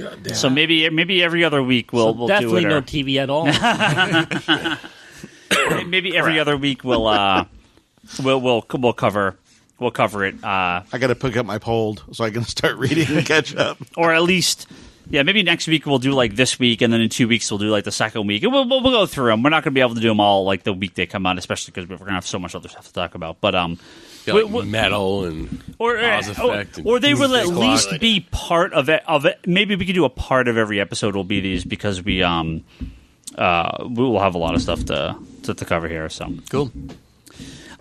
we are running super long, so we're going to No, go we're ahead not. and We're wrap going up. normal. Are we going to talk about random picks? We could do random picks. Yeah, I want to be the one that said it. I figured. We could do some random picks. That's we how got he that. wasn't hasty. But guys. enjoy He's Brian on- going, fuck you, Bryce. All right, we're doing it. I think you meant Brock. So I said Bryce. he who reminds random pick starts random picks. That's the thing. All right. So- Chris, why don't you throw a book at us? I'll start with Green Lanterns. Current Current series. run. Really happy with it. They Is that just wrapped Sam up- Humphries. Yeah. right in that. Yep. And then rotating set of artists. Yep. They've been doing... I really like the whole Voltoom thing. Yep. First Lantern stuff. He's like super sympathetic, but he's also like Total obviously dick. a bad guy. Yeah. And it's kind of solid run. So him and he's jumping on Nightwing, and Tim Seeley, who's writing Nightwing, is taking over Green Lanterns. So those writers are flip flopping at like issue 32. I want to say basically like after the current arc. I think they're flipping. Yeah. So in a couple issues. I'm really curious. Tim Seeley's Nightwing hasn't been selling that great, but I'm like hit or miss on it. I've really liked Green Lanterns, so I'm disappointed Humphries is leaving, but I really want to see what he's going to do with Nightwing because I really like him. Yeah. But I like Tim Seeley, but his Nightwing's been a little hit or miss, and I hopefully he can keep Green Lanterns at a good level, because I really like Green Lanterns. Agreed. I also will give a very quick plug for Low, since I'm wearing the shirt. For Commander, too. Yep, love it. Check it out. Try not to stalk him too much. Brock, you're sitting. Yes, I am sitting. Everyone else has got up to wander around the store. This is a position I am in. So that means you're putting me on blast here. I sure am. Oh yeah, You're the one that loves this stuff and you laugh about it all the time. I love an doing annoying it, ass too. laugh. And I you get love Say doing Oz it, too. effect. It's awesome. Say Oz effect. No, I'm not gonna, because everybody's most people are already getting this stuff already. True. No, since we had the, I wouldn't call it a Bryce briefly, but more of a Bryce biased list of Jeff Lemire stuff. I'm going to go ahead and recommend that people pick up the collection of his Green Arrow with Sorrentino. They got a nice hardcover. They have a really nice hardcover collected of that stuff, and if you enjoy it, you can keep going with the Percy stuff that was done afterwards, and then the Percy stuff that goes into the Rebirth Green Arrow stuff, which had a rocky start for me, but has just been really, really solid book. The Hard Traveling Hero, the last story arc that happened, just really, really well done. Great homage to the old stuff that the old Green Arrow, Green Lantern stuff.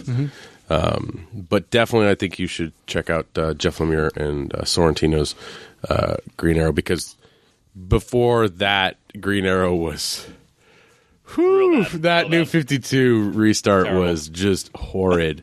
But Lemire has a really great grasp, at least when he was at DC, with kind of these themes running through books. He brought in the sword and the what is the fist, the sword, the shield, the Green Arrow. Yeah, the New 52 stuff. Like it was like the tribes of stuff, and he was part of the Arrow tribe. It was like it was weapons things, but he also had a good grasp of the Red that Scott Snyder and him kind of dual worked on in the New 52, where we ended up getting more like in depth with the Rot, and then the Gray came out, and then a couple other things. So definitely check out Green Arrow, the Jeff Lemire collection with Sorrentino. Great hardcover, reasonably priced too. Nice. Going to recommend a book coming out tomorrow because I read it earlier today, and why not? I'm going to recommend Guardians of the Galaxy number 11 because I love me some Nova. Cop out. And Cop out. I have read it today, man. I can recommend it. And it's about him trying to track down his brother Robbie, who's one of the other Nova members, and it doesn't feature Sam Alexander, and it doesn't feature the Guardians of the Galaxy or Baby Groot, so I love it. It's great. You should totally read this comic. Baby Groot is actually there the entire time, but you just don't know. Too small, you can't He's the see him. narrator. Yeah. Next Jim. issue. Snagged the... I am going off our wall. to recommend, since it's out of print. I actually This is out of print? well, no. But you're holding it? It was out of print. It was out of print. The Tomb of Dracula omnibuses have been out for quite some time. Tomorrow is the release of the Tomb of Dracula, the complete collection, Volume 1. Basically, the trades. And it's a softcover trade. It collects issues 1 through 15, and it also collects 4 issues of Dracula Lives. But who does it feature? Huh? Who does it feature in the book? What's great about it, it also includes the first appearance of Blade. Yeah. So 70s horror. I'm telling you, 70s horror. That's right. Dracula was always a wonderful read whenever I was younger. I just enjoyed the artwork, and I enjoyed the storylines. If you get an opportunity, check it out. It's really good. So, Jim. That comes out tomorrow, right? Yeah. Yep. All this Blade stuff happening, like, the Marvel Legends got the toy and the Netflix line. You got this coming out in Softbound. Do you think there's some Blade action going on somewhere? It's got to be a Marvel Knights with Blade, Moon Knight, the Night Stalkers, or the Midnight Suns with Ghost Rider and Johnny Blaze and them. All of them. That would be a fantastic Spirits Netflix of series. That would be a fantastic series. Have to have some money. If there's some money. That's right. Joe, you got a pick? Yeah, I'm going to go with Tomb Raider, the Archive, Volume 1. The art by Andy Park. Hardcover came out from Dark Horse a few months ago. Yeah. Well, the first one came a while ago. A year ago, maybe? Yeah. But with the new Tomb Raider movie coming out, I figured I'll give this a shout out. It's just a fun adventure book. The art is really solid. It's fun adventures. I'll be honest, there's not much to the book, right? It's just fun adventure. It's actually pretty good. People might not remember when that Tomb Raider book came out. It was like the biggest book in the industry. Yeah, it was. Yeah. It came out during when all the Thundercats and the He-Man comics and the Transformer. But it was actually comics. a really fun book. It was a fun, very popular book when it came out. Yeah, very very popular. Comic. Maybe because it was actually there's something to it. Yeah. Wasn't Turner doing the art? No covers. No. No, cover. No, Does not Park even do all the cover. covers? No. Andy Park did the covers. do all the Turner two? did a 3 or 2 issue. Oh, the Witchblade. Oh, him and right? Witchblade. Fathom, Laura Croft crossover, which is not included in the fucking hardcover. And then pisses me the fuck And then off. Adam Hughes did some artwork on He the did some of covers. the covers, Some of the covers too. But man, that pisses me off so much. You don't understand. When the second volume came out, the first thing I looked, I was like, did they include that 3 issue? No. No. That's another trade you got to find now. Probably, yeah. So I like how Toby's recommendation pisses him off. Well, no, the book. I mean, honestly, it was a really fun read. I really enjoyed that book. It was just cool comic book, fun adventure stuff. Which it's It was kind of the early video game stuff, wasn't it?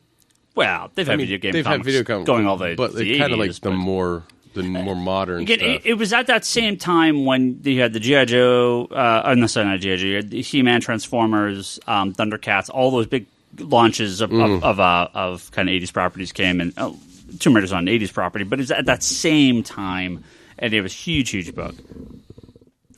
All right, that's an episode. Thank you guys all very much. Chris, thanks for being on. Anytime. Thank you for watching the shitty TV shows we made you watch. So, oh no, you like Gifted. Yeah, it's we're going to thank our Patreon stuff still processing because over the weekend, so next week we'll have our full Patreon shout-outs. But while that is going, let's thank our good friends here. Julian Titus of the Nerds Without Pants podcast. Hey, Julian. Pixelbit.com. Ryan Hess has the Blowhards podcast at blowhards.libsyn.com. It's a video game podcast, so get that dirty mind out of the gutter. I still think he needs to do his Pawn Shop Stories book. He should. He needs to. Jody Lawson is canon, the Tried Comics Anthology at TriedComicStudio.com. Make sure to go check out those comics.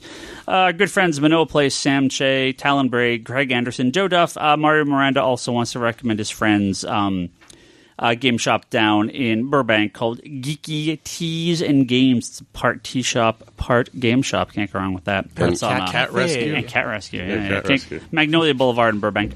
ComicSpiracyPodcast.com, Geekbox.net, and iTunes. That is where you can find all our previous episodes. Rate and review us, please. The Comicspiracy, Geekbox.net is where you can send us a long-form question. Quick question. Patreon.com/comicspiracy is where you can go to kick us $1 or $2 or $3 or $5 or $10 or $25 or $50 or $100. ExpertBrock.com, that's Brock's blog, a video pull list. Charlie is Wanderers in the Fourth Dimension podcast. He says he's at a concert right now, of all things. Etsy.com/shop/Leanne Hill Art. That is her. That is my wife, Leanne. That is her Etsy store. You can pick up some prints on there. On Twitter, that's me, Ryan Higgins Ryan. You can go to Twitter and find me under that name, Ryan Higgins Ryan. That's me. Brock Sager is Brock Sager. Larson Bryce is Bryce Larsen. Toby's Toby XI. Charlie's Insanity and Chaos in the store is Comics Gone Store. Don't forget to check out the Geekbox Comedy Button. Good job, Brian. And LD Exterminator is Jim. Thank you very much. Chris Bunch is... Jeez. Chris Bunch? I don't know. What the hell is your Twitter name? We talk. I just don't remember your name off the top of my head. I am at Chris G. Bunch. Chris G. And I will Bunch. also pimp my wife's Etsy shop that's as well. right. Correct, yes. Etsy.com/shop/created by Alex. They're strange. Etsy shop names. It needs to just be like LeanneHillArt.etsy.com. Like they need to get rid of the all the crap in the slashes middle. and They need to fix that. And come check out my eBay store, Zombie Comics. There you go. Geekbox Comedy Button, Good Job Brain, All Talk Podcast, and Manga Machinations are the other podcasts on our little network. You can get all some cool podcast stuff there, so don't forget about those. Thank you guys all very much for being on. We're going to wrap up. We will catch everyone next week.